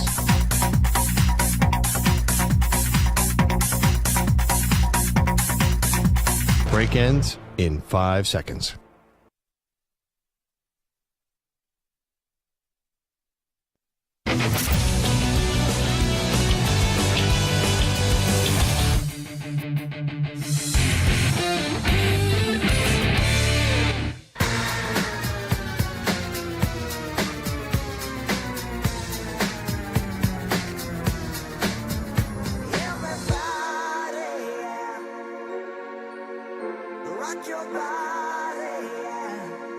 Hey, this is Howie. And this is Nick from the Backstreet Boys. And you're listening to the Zach Gelb Show on CBS Sports Radio. And guess what? Zach is back. All right. He's live. He's nationwide on CBS Sports Radio. This is the Zach Gelb Show. Oh my God, we're back again. Brothers, sisters, everybody say. All righty, this is Zach Gelb Show on CBS Sports Radio. It's time to ask our Ask the Pros question of the day, and it's brought to you by O'Reilly Auto Parts. And Max in State College says, Zach, what do you think about the betting spread this weekend for the Michigan-Penn State game? You can submit a question by tweeting at CBS Sports Radio or at Zach Gelb using the hashtag #AskThePros. And you can think O'Reilly Auto Parts for all your car care needs. Get guaranteed low prices and excellent customer service from the professional parts people at O'Reilly Auto Parts. So I was just actually talking about this with Hot Take Hickey. And in a rare moment, Hot Take Hickey, who I have said before, is the most knowledgeable person at the network regarding college football. Now, his predictions are dog crap. But in terms of the knowledge of the sport and how much he watches the sport, I don't think anyone tops him here at CBS Sports Radio. And when going to Hickey, even though he picked LSU to not only beat Alabama, but crush Alabama this weekend, he made a great point. Because I said to him during the break, hey, and I asked the pros question, we got a question about the spread with Michigan-Penn State, and I think it's a very fishy spread this weekend. And I think Michigan is by far and away the better team. I know the game is in State College, but Michigan is only a 4.5-point favorite. So I was like starting to do the Windhorse fingers, like, what does this mean? And what's going on here? And what does this tell you? Because Michigan should be a lot more than a 4.5-point favorite against Penn State. And I'm looking at that, I'm like, man, even though I think Michigan's going to win the game, this is Vegas begging you, absolutely begging you to take Michigan minus the 4.5 points. And then Hickey said, don't look too much into it. And I thought to myself, why? Because this is maybe on a curve because of the potential suspension of Harbaugh. He goes, no. He goes, I got excited when Penn State played Ohio State because in the betting world, that was in the horseshoe. It's a Penn State home game, remember now. But in the horseshoe, Ohio State was only a 4.5-point favorite up against Penn State, and we know that Ohio State covered the spread. So it's a good point by Hickey. Sometimes we look at a line and we go, the line is fishy, but then look at the line for Penn State up against Ohio State, and I think Michigan's better than Ohio State, and this game is at the Big House, and they're saying, all righty, it's 4.5 points, and the Ohio State spread against Penn State was also 4.5 points as well, and Ohio State covered. So my reaction to the spread at first was fishy, and after the Hickey point, I'm okay with the spread, and I'll probably end up laying the 4.5 points this weekend with Michigan. Now, Stu, I have to bring this up. I read a report before we got on the air today about the Las Vegas Raiders that David Ziegler told Josh McDaniels, this was via Sports Illustrated, that signing Jimmy Garoppolo would be a mistake, and he tried to talk him out of it. Now, I know David Ziegler, before the start of the season, did say that he's confident that Jimmy Garoppolo will improve the Raiders. But what are you going to say publicly? So I don't know if this is just the Ziegler camp, if he even has a camp, trying to say, I'm looking for a job. The Jimmy G decision wasn't my decision. It was Josh's decision, which is funny with how close those two are. I guess when you need a job, Ziegler's going to say what he wants to say or say it through a source, whatever, or someone close to him. How do you react to the whole Jimmy Garoppolo situation? Because from the start, regardless of who wants to take the blame for it now and all that, both guys are out. Both guys will haunt you for the foreseeable future with the mistakes that they made with this organization. But from the start, here is my take on Jimmy Garoppolo signing with the Raiders. It was underwhelming, and it wasn't going to end in a great spot. Because getting rid of Derek Carr was not the wrong decision. It was then replacing Derek Carr with Jimmy Garoppolo that was so underwhelming, and Jimmy Garoppolo is just not a good quarterback. And he's too brittle. He gets hurt too much. And I just think he's an average quarterback if everything goes right. And you got to remember, he's playing in a great system in San Francisco. He takes San Francisco to the Super Bowl, and then San Francisco wanted to give up on him. So looking back, what should the Raiders have done instead of signing Jimmy Garoppolo? Because I don't think you're going to defend that move. No, definitely not. I think they should have traded up for a quarterback. Ooh. Whether it was C.J. Stroud. I mean, looking back at it, obviously, I actually wouldn't have minded Stroud at the time. I think they should have tried to draft a quarterback, or at the very least get more of a stopgap where you're not committed 2 or 3 years like they were to Garoppolo and not paying the money they were to Garoppolo. Maybe more of like a Baker Mayfield type of guy, someone who was going to be more Gardner cheap. Minshew, maybe? Yeah, more cheaper guy and someone that wasn't going to cost you, someone that you're not tied to. And somewhere, okay, the season goes off the rails like it has, you could, play an Aiden O'Connell or someone else and it wouldn't matter. Here's also the name that I'll give you. When you saw that Will Levis was falling, even if it wasn't trading back up into the first round to get him, because they took Tyree Wilson with, that was the 7th pick, I believe it was? I believe it was 7, yeah. And they didn't have another first-round pick, the Raiders. I know they've had some years, right? Wasn't that one year they had 3 first-round picks? Yes, yeah, they did. Yeah. Josh Jacobs. Abram, the safety, and Cleveland Farrell, the defensive lineman. 2 out of 3 were pretty awful.